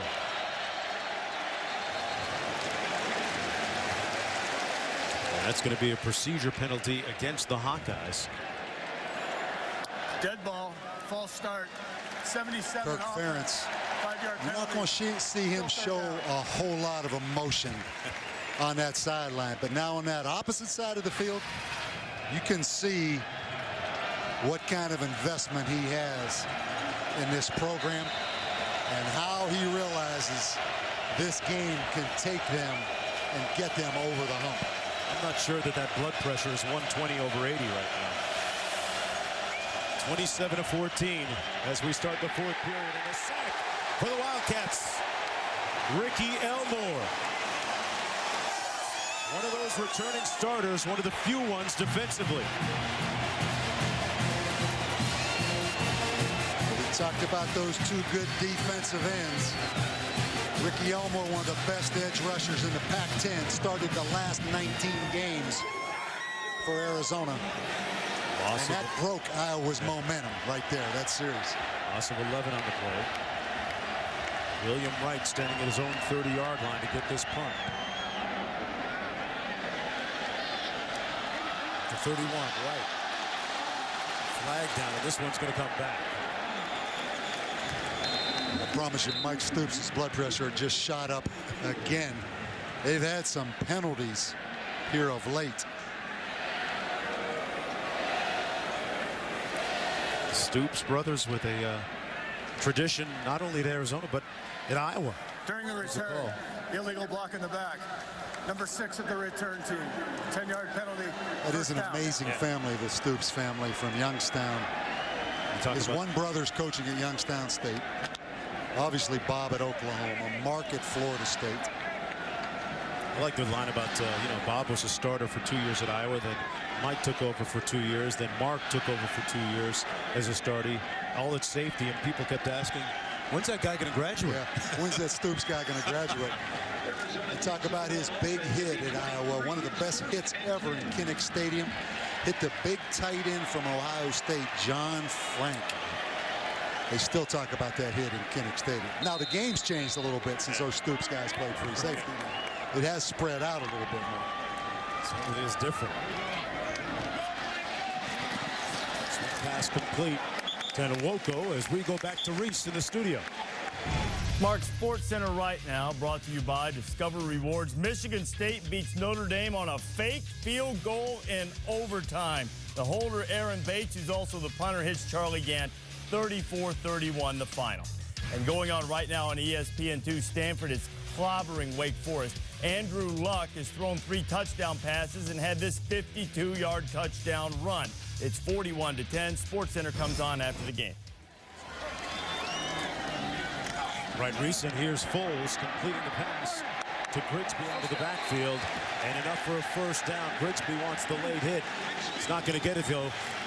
We saw that highlight of Andrew Luck for Stanford, and Nick Foles was asked which of the quarterbacks he likes to watch in his own conference or even nationally. And Andrew Luck was the first guy, the quarterback for Stanford, whose name came up. Yeah, Nick Foles made the trip up to ESPN this summer with all the other Pac-10 quarterbacks. But nationally, he's not as well known as some of the other quarterbacks in the Big Ten. The Pac-10. This is Grigsby. Stopped by Ballard, a gain of about 2. And back in 2001, a pretty esteemed class of quarterbacks in the Pac-10 conference. And right now you got Barkley, Locker, Luck, and Foles. And Carson Palmer's done some good things with the Bengals. Tough season so far for Jake Locker and the Huskies. I like Nick Foles. Just meeting him yesterday, his personality.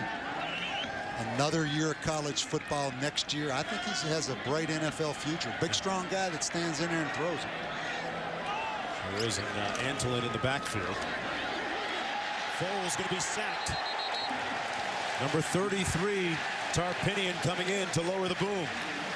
That's the second sack of the afternoon, of the evening, pardon me, for Iowa's defense. Yeah, Keola Antolin, the running back, in blitz protection. Tarpinian comes off the corner. There's a flag on the play as well.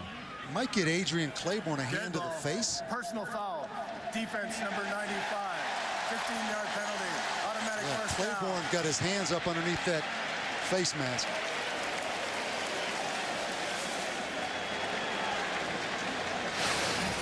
Let's take a look at the penalty. You're going to see Claiborne right there. No question. Left hand went up under that helmet right there of the quarterback. That's a frustration penalty right there. Well, you know, the coaches tried to prepare him for all the double teams that he was going to be facing this year. They kind of feel that he could have the same type of impact up front as Ndamukong Suh did last year at Nebraska.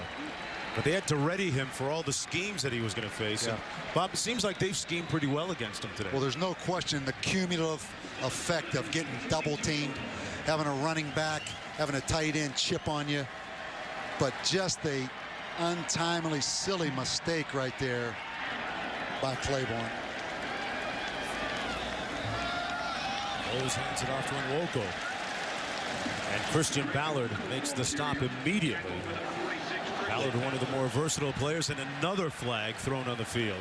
Christian Ballard, I think, will end up being a first-round draft pick. I mean, this guy's 300 pounds and athletic, but man, the penalties. Dead ball, personal foul, number 19, offense, 15-yard penalty. That's on down. William Wright.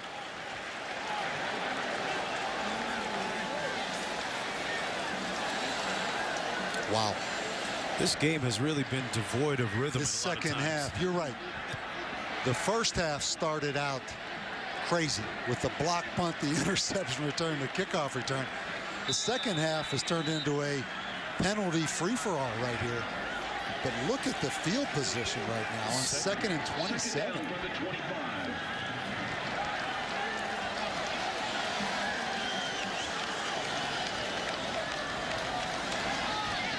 The receiver screen, this pass complete to Cobb. With wheels on the north flank, thrown at the 30-yard line. Iowa players signaling this one's going to come back. We got a block in the back. Wide receiver from Arizona blocking back towards that football. Looks like that's against William Wright. Yeah, right there. You're going to start see Tarpinian right there. 34, Greg Nwoko, the running back who lined up out there in empty. Wow. I mean, you just keep going backwards right now. So if that's right, that's two in a row. The personal foul and now blocking in the back. I want to put him on ice a little bit on the sidelines, Bob. What do you think? Talk about negative plays. You've got 3 penalties and a sack the last 4 plays right here for this Iowa offense. Don't complain about that one. That was clearly a block in the back now. Now back to the 19-yard line.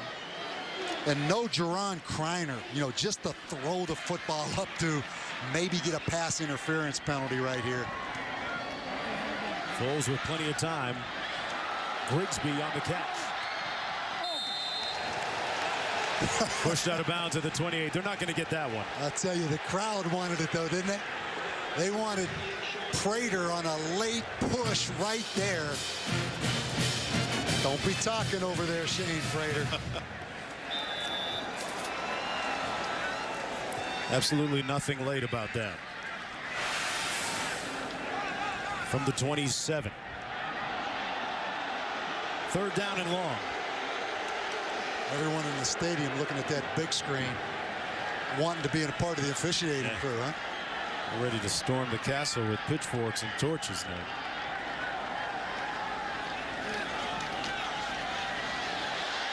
Foles completes his 9th pass in a row under duress, but not enough for the first down.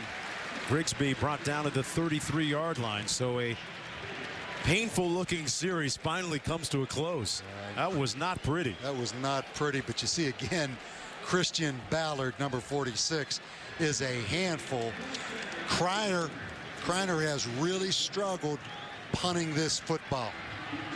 And Colin Sandeman is standing at his own 25-yard line, ready to retrieve this one.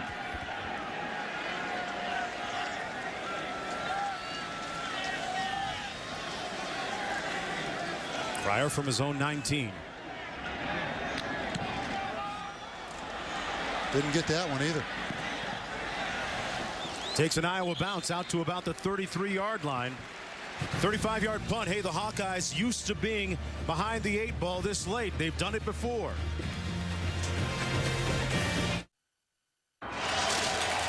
Let's take a look at tonight's All-State Good Hands play.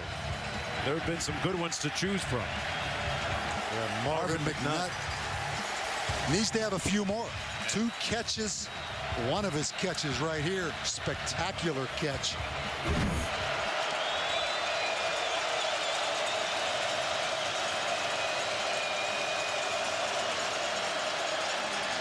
Stanzi incomplete, almost intercepted, in and out of the hands of Joe Perkins.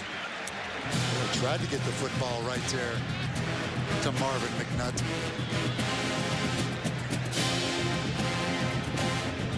Second and 10 coming up. Marvin McNutt, if you remember, made that real big breakthrough last year in the game against Michigan State. Had the game-winning touchdown. Went on to have a great season after that. Light bulb really went on for him.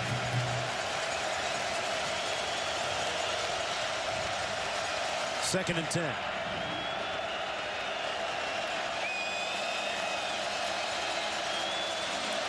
Big 3-step drop. And a quick sack for the Wildcat defense. Vasallo there. Reed in the area. Elmore in the area. The 3rd sack of the night for Arizona.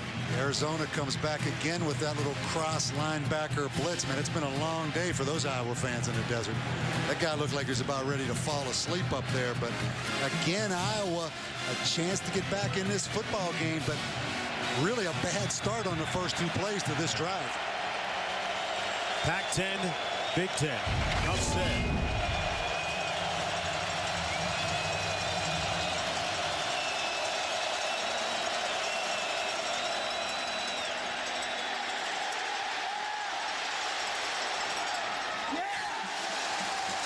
Fourth down.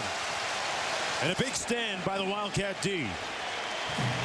Wilcox knocked that ball away. And Brooks Reed just whipping Riley Reef to the outside.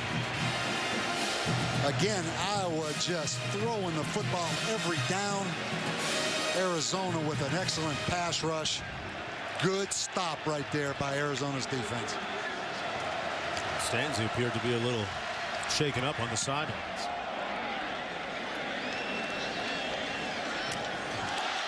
And Iowa is going to get a gift-wrapped turnover. Sean Prater had it bounce right off apparently his face mask. They're still fighting for it. And Arizona got it back. Wow. It almost appeared as if the Iowa player that recovered it was down, Sean Prater.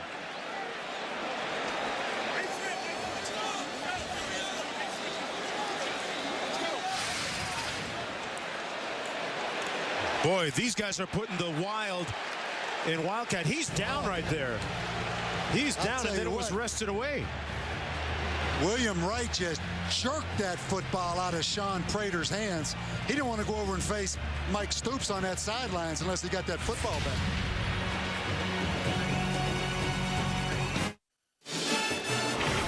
ESPN's College Football Primetime is presented by Hampton Hotels. At Hampton, we love having you here. And in part by BMW, the ultimate driving machine. Back here at Arizona Stadium, the call coming down seconds ago. That man right there, Sean Prater, recovering the ball and ruled down before it was ripped away, Bob. Here's another look. Yeah, probably an excellent, not probably, an excellent change of call. Sean Prater right there with possession. He's clearly down prior to William Wright stripping that football out. So Iowa, for the first time tonight, gets a big special team play. Get the ball in the red zone at the 18-yard line. Adam Robinson, this lone back. 1st and 10.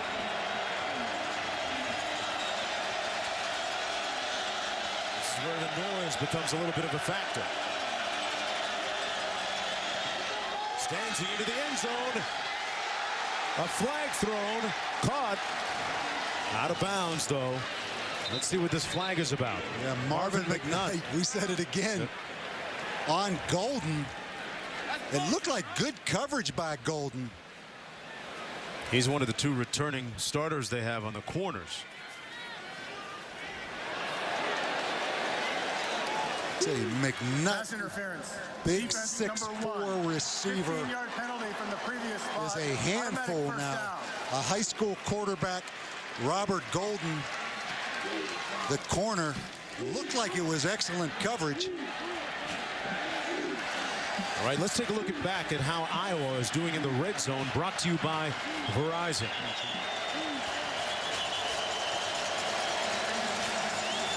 First 2 games, 8 out of 10.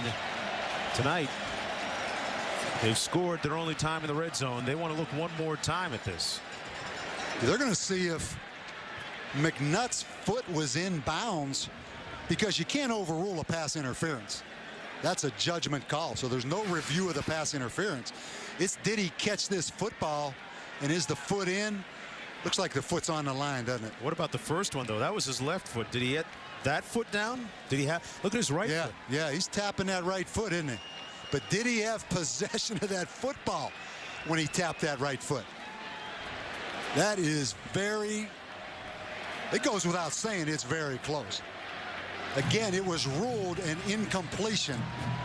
Is that conclusive evidence that that right foot touched while he had possession of that football? And the left one was on the line, right?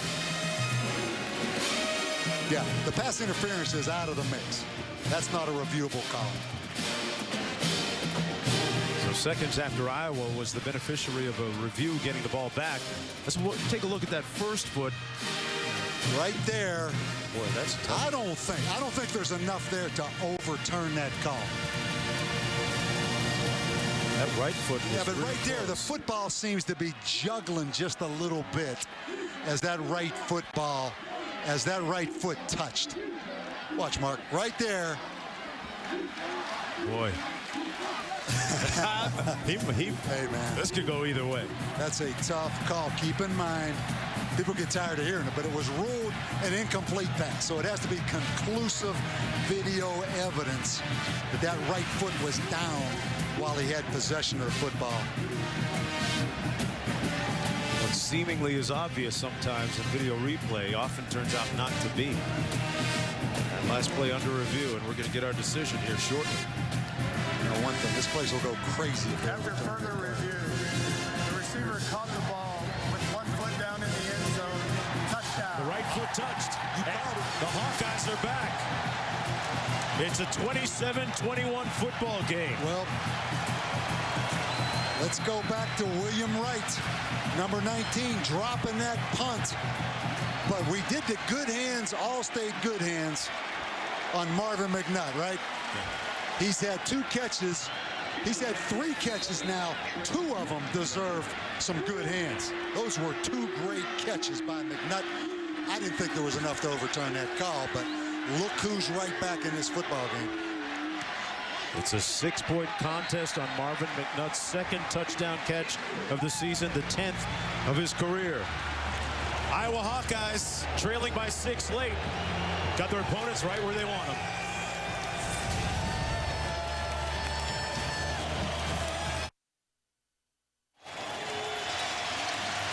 Marvin McNutt with the touchdown catch a few moments ago. Arizona now leading by a tenuous 6-point margin. Yeah, Marvin McNutt, faster than you think. Last year, 97 and 74-yard big plays. Had a 66-yarder last week against Iowa State, and he brought his fan club out to the desert. Gotta get the T-shirt. Under 9 minutes to go. And Cobb gonna take it out.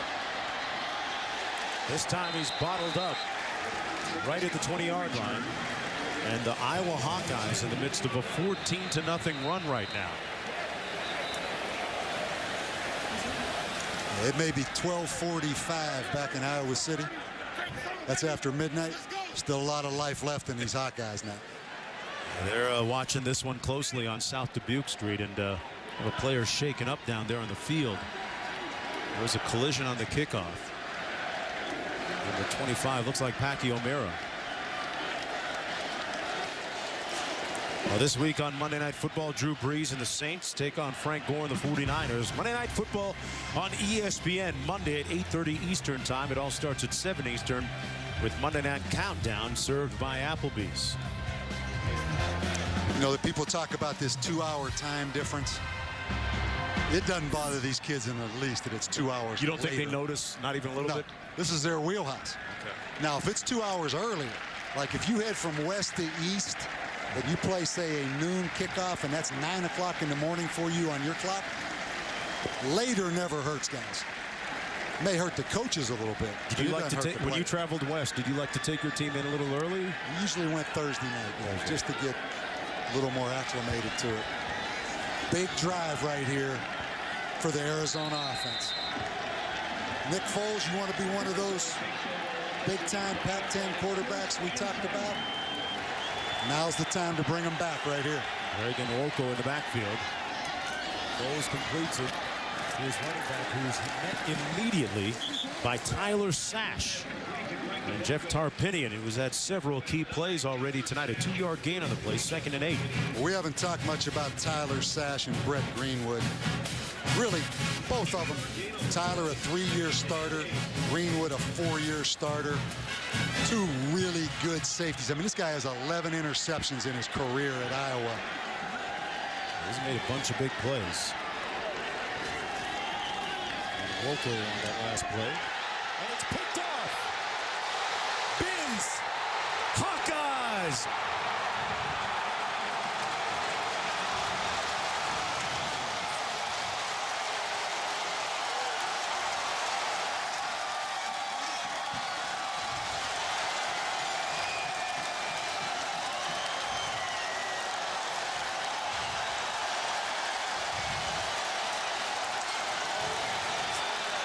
You'd never know there's only 12,000 of them there, black and gold clad.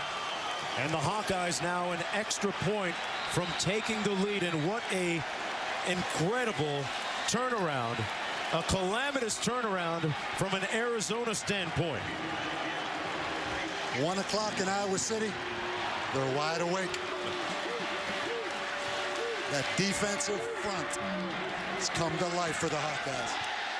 The extra point is no good.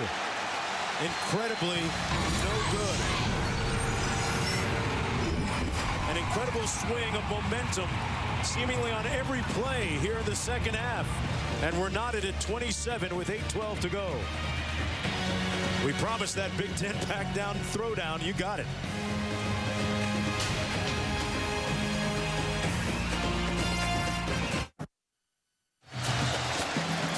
A look at Broderick Binns, who returned an interception for a touchdown. That's right. Just a few moments ago, the big fella laying back and running it in after picking it off. And the incredible swing of momentum continues here in the second half. We're tied at 27. And then after that interception, the pick six, a blocked extra point. Here's Cobb, who has one kickoff return for a touchdown already tonight.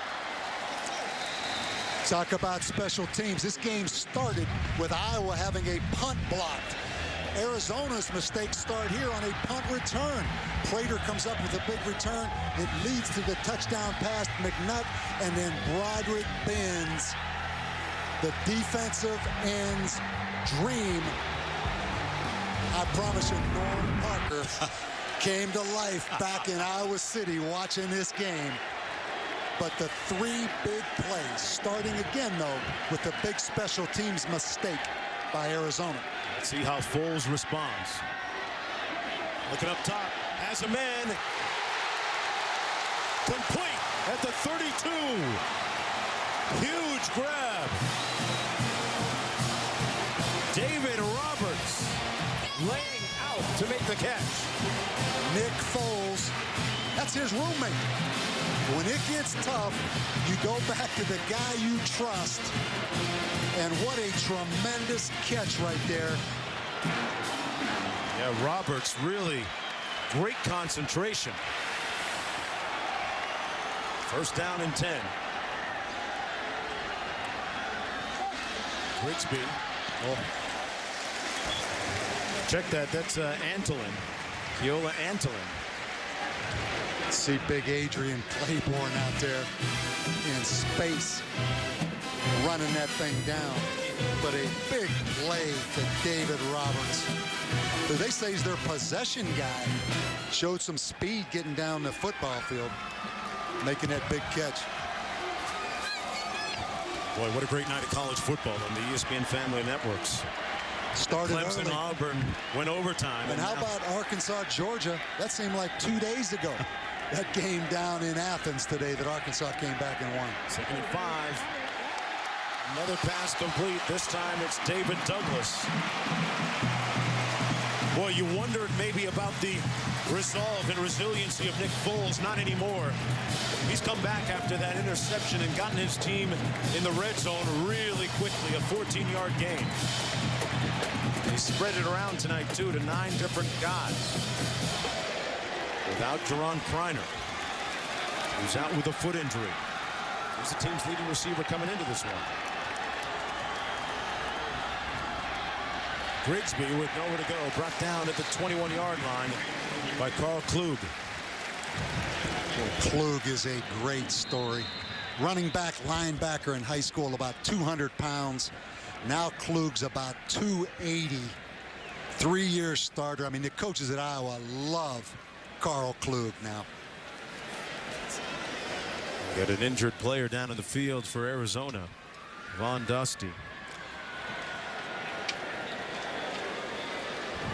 Holding the back of his leg there. And folks, Chris Berman is your host for ESPN's 2-hour pregame show. Sunday NFL Countdown. Tom Jackson, Keyshawn Johnson, Mike Ditka, Chris Carter, the team insiders Chris Mortensen and Adam Schefter. Give you all the analysis, insight, and news from the NFL. Sunday NFL Countdown presented by IBM on ESPN Sunday at 11 a.m. Eastern Time. That's a lot of cats talking football. 2nd and 16. Speaking of cats, boy, the Wildcats have moved the ball down the field in a hurry. Try and blunt the momentum that's recently been acquired by Iowa. Big plays. David Roberts, the big catch down the seam. You take a look at Von Dotze. He's had some problems low back, a disc in his back. That looks like a little bit like he's grabbing that hamstring, but that is a big guy now. 360 pounds, Von Dotze. Kirk Ferentz, the picture of calm and serenity there on the sidelines, and that really belies the numbers from last year when they were really the cardiac kids. Look at all those close games. 1, 3, 2, 2, a touchdown and a 3-point loss against Ohio State. They're familiar with this kind of situation. And more times than not, 4 wins against 2 losses, they've come out on top. That was last year, but this is the present. Funny how it kind of looks the same. 2nd and 16. wide open underneath.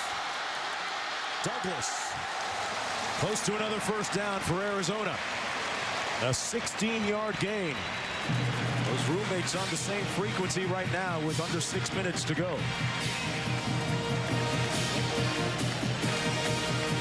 Foles now has connected on 14 of his last 15 passes and has gone over 300 yards. Boy, that's pretty efficient. You are right. And right here, you take nothing for granted on third down and short right here. Because as we've talked about all night, this is the best defensive line in the country over there. I'm talking about Iowa.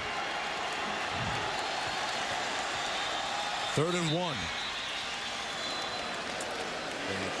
Arizona gets the timeout.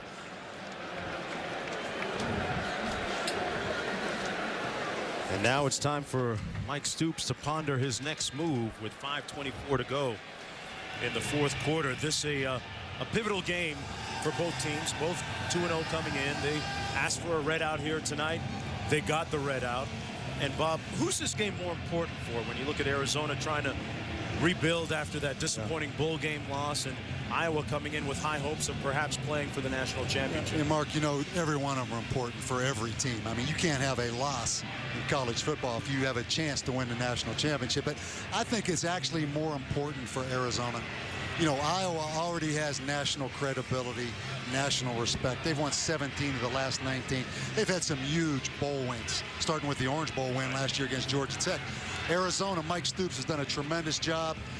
Back-to-back 8-5 seasons, but you can't help think about the blowout loss to Nebraska last year. So if you're Arizona, you get Iowa out here in the desert late at night like this, and you jumped up with that big lead, you really need to win this football game. Hey, those fans there, they're a little salty at the fact that game day didn't decide to make an appearance here. Although they will see, the fans of Boise State will see game day against the Oregon State Beavers next week. What a great play-action pass down right here for Arizona. Grigsby gets the call and has the first down inside the 10 at the 9-yard line as we approach 5 minutes to go. Grigsby, one of the leaders on that offensive side of the ball. Yeah, impressive drive by Arizona. All the momentum after the Binns interception for a touchdown. Clearly on the side of Iowa. And for Arizona and Nick Foles to take this football down the field, throwing the football, has been very impressive. 7th play of the drive coming up. Grigsby still in a tailback out of the offset eye. Grigsby stopped up after a gain. Well, probably didn't get anything. Got back to the line of scrimmage, and Jerron Kreiner still watching from the sidelines with that foot injury. The team's best receiver coming into this game, forced to be a spectator right now. 2nd and goal for the Wildcats. Arizona using that clock. 4:40 left. Iowa with 2 timeouts. Arizona, a lot riding on this 0-7 against the Big Ten in their last 7 games against that conference.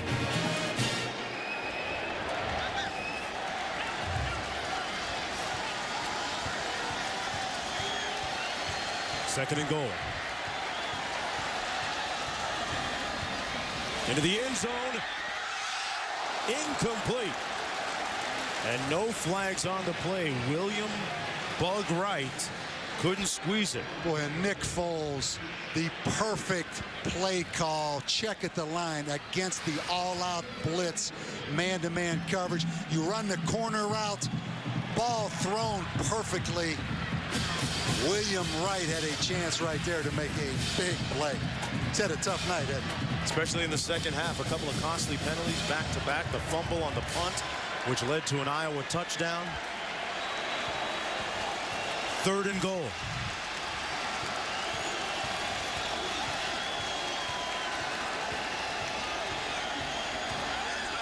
Foles on the slant.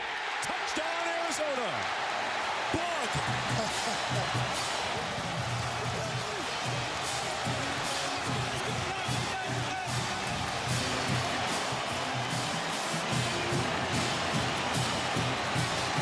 They came right back to him.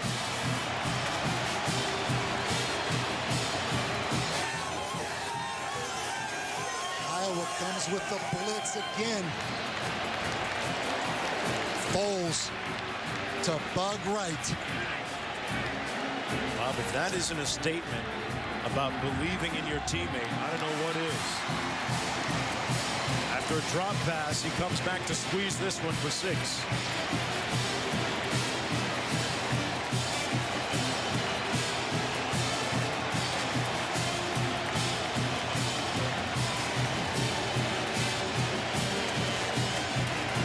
Trying to hop over there.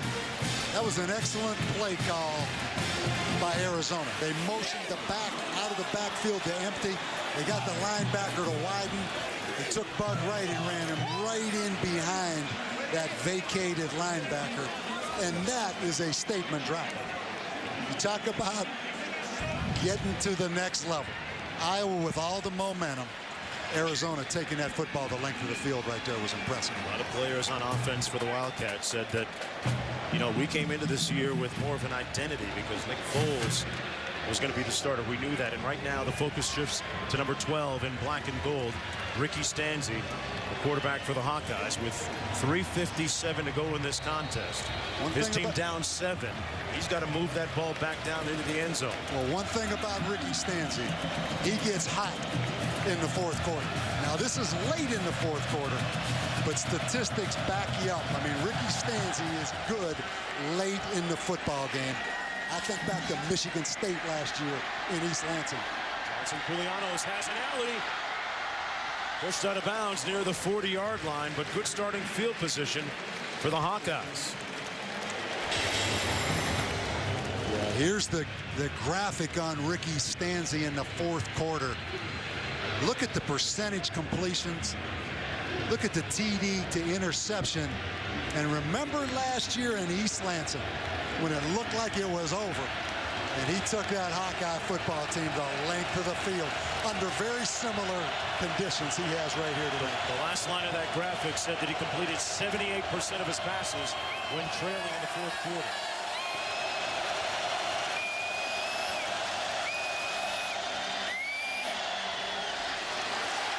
Mr. Fourth Quarter completes the first one at the 43 to Johnson-Koulianos, who's working against Wade. 7-yard gain on the play, 2nd and 3. You have to, you know, Marvin McNutt, that matchup on Robert Golden, number 1. I mean, Marvin McNutt can make the spectacular jump ball play. You have to wonder about the confidence right now of Robert Golden just playing that ball in the air.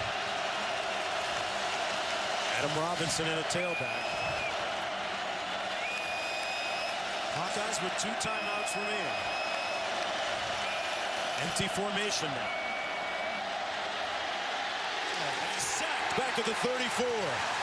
That is a costly sack that Stanzi takes. The 4th of the night by the Wildcats. Justin Washington, the freshman out of Texas. Watch him bull rush right up the middle. Little spin move right there. And Ricky Stanzi cannot take that sack on 2nd down right there. Iowa's going to burn one of its 2 remaining timeouts after the loss of 9 on the play. We'll look at 3rd down and 12 when they snap it. Both teams now with a timeout remaining. Stanzi imploring his head coach and his offensive coordinator, Ken O'Keefe, about something. We'll be right back after this.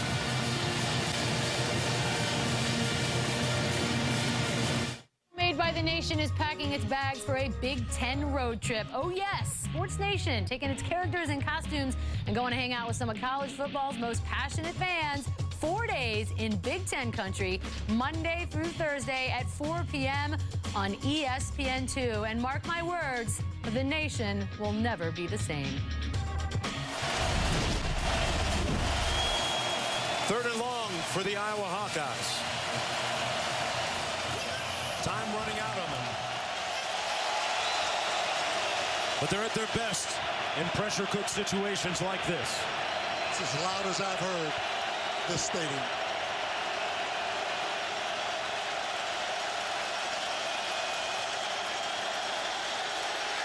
Sacked again at the 23.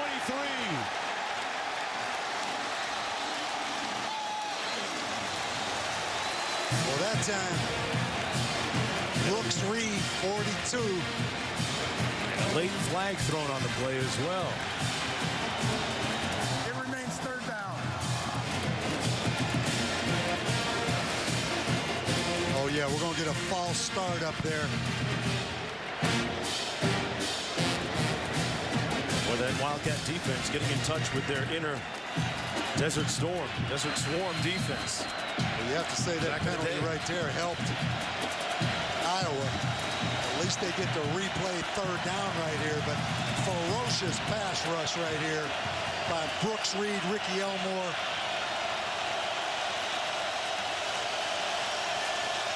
You have to go up to Marvin McNutt on Robert Golden, don't you? 3rd and 17. Bringing some heat again on Stanzi. Same result. 3 in a row. And the red out is about to stamp out the Hawkeyes. Well, Brooks Reed that time just ran over at Robinson, the running back. The 5th-year player out of Tucson. That was a great effort sack.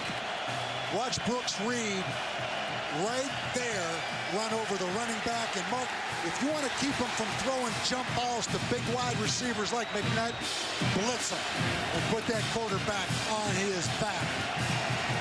But right now, no pass interference penalties if you're Arizona. No silly penalties. 4th and 25.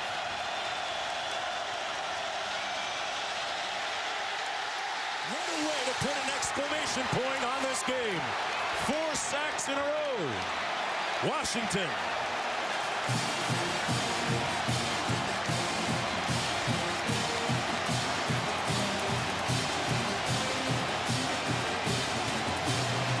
Been a long time, maybe never, since Iowa has given up 4 sacks in a row.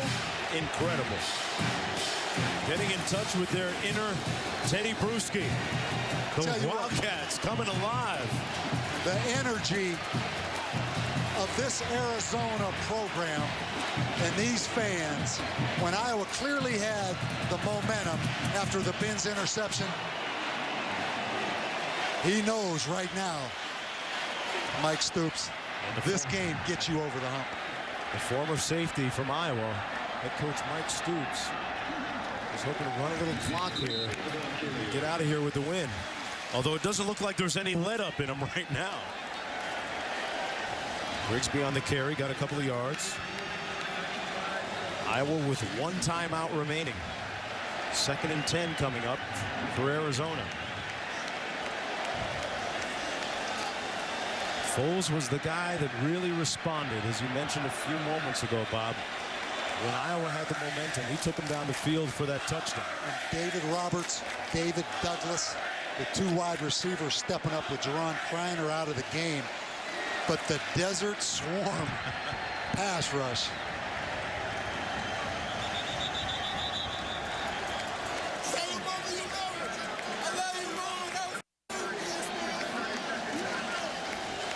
Talked about the fact that this defense only had 4 returning starters from last year with 7 new starters, but you never know it by the way that they played, especially late here in the 4th quarter.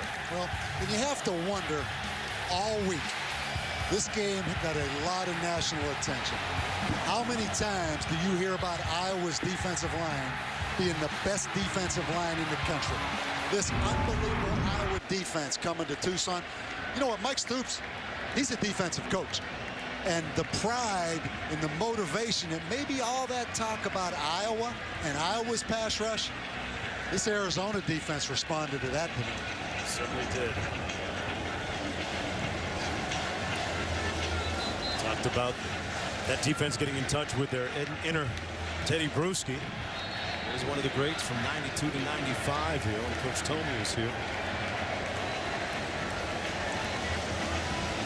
A lot of mistakes in this football game tonight, but a lot of big plays, a lot of well-played football, and a lot of energy in this stadium.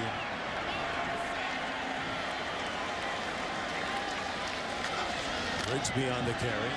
Went down after a gain of about 1. Coming into this game, we talked about the relative importance, but Bob, you have to believe this had to be a huge one for the Big Ten Conference. Going up against the Big Ten, when you look at this being one of the Big Ten's marquee teams, the Iowa Hawkeyes, and Kirk Ferentz, nationally one of the top coaches in the game, and the chance for redemption from the bowl game and the rebranding of the Pac-10 Conference right down to their new logo. I agree. It resonates now, doesn't it? I think that's a great point. You know, Larry Scott, the new commissioner of the Pac-10, all of a sudden a different era right now in the Pac-10. But, you know what, let's talk about Iowa for a second. They may not win this football game, but they still have the Big Ten. And next week, Cal comes to town for Arizona. They start the Pac-10. So as big as this game is, maybe from a national perspective, it's still a non-conference game. And they both have conference championships to play for. But you're right. I mean, this is a big statement late at night for the Pac-10. Arizona State couldn't quite get it done at Madison today. Washington couldn't get it done against Nebraska. Not that any of the fans here in Tucson are upset that the Arizona State team lost, right? There's Grigsby again. Talked about next week, Cal coming to town. Cal was beaten in their last game. Just like the remaining schedule, then they get Oregon State at home, then on the road to Washington State. Start peeking down, you know, it's kind of the Stanford, USC, Oregon, Arizona State thing. But we look at this clock, 35 seconds left, no timeouts for Iowa. What a job by Nick Foles today. Leading them down the field in the fourth quarter right after that Iowa score. He goes 28 of 39 passing for over 303 yards. You know, this game, these are always tough decisions right here for coaches. You know, this thing's going to click down to 9 seconds left in the game. It's 4th and 7. You're sitting here with a 7-point lead. You know, kill the clock. Take as much time as you can off. You know, your first thought is kick a field goal, right? Go up by 10. There's no even outside chance of something crazy happening. But you don't want to kick a field goal and get a risk of it getting blocked. So now how do you take 9 seconds off this clock so Iowa doesn't even have a freakish Hail Mary at the end of this game?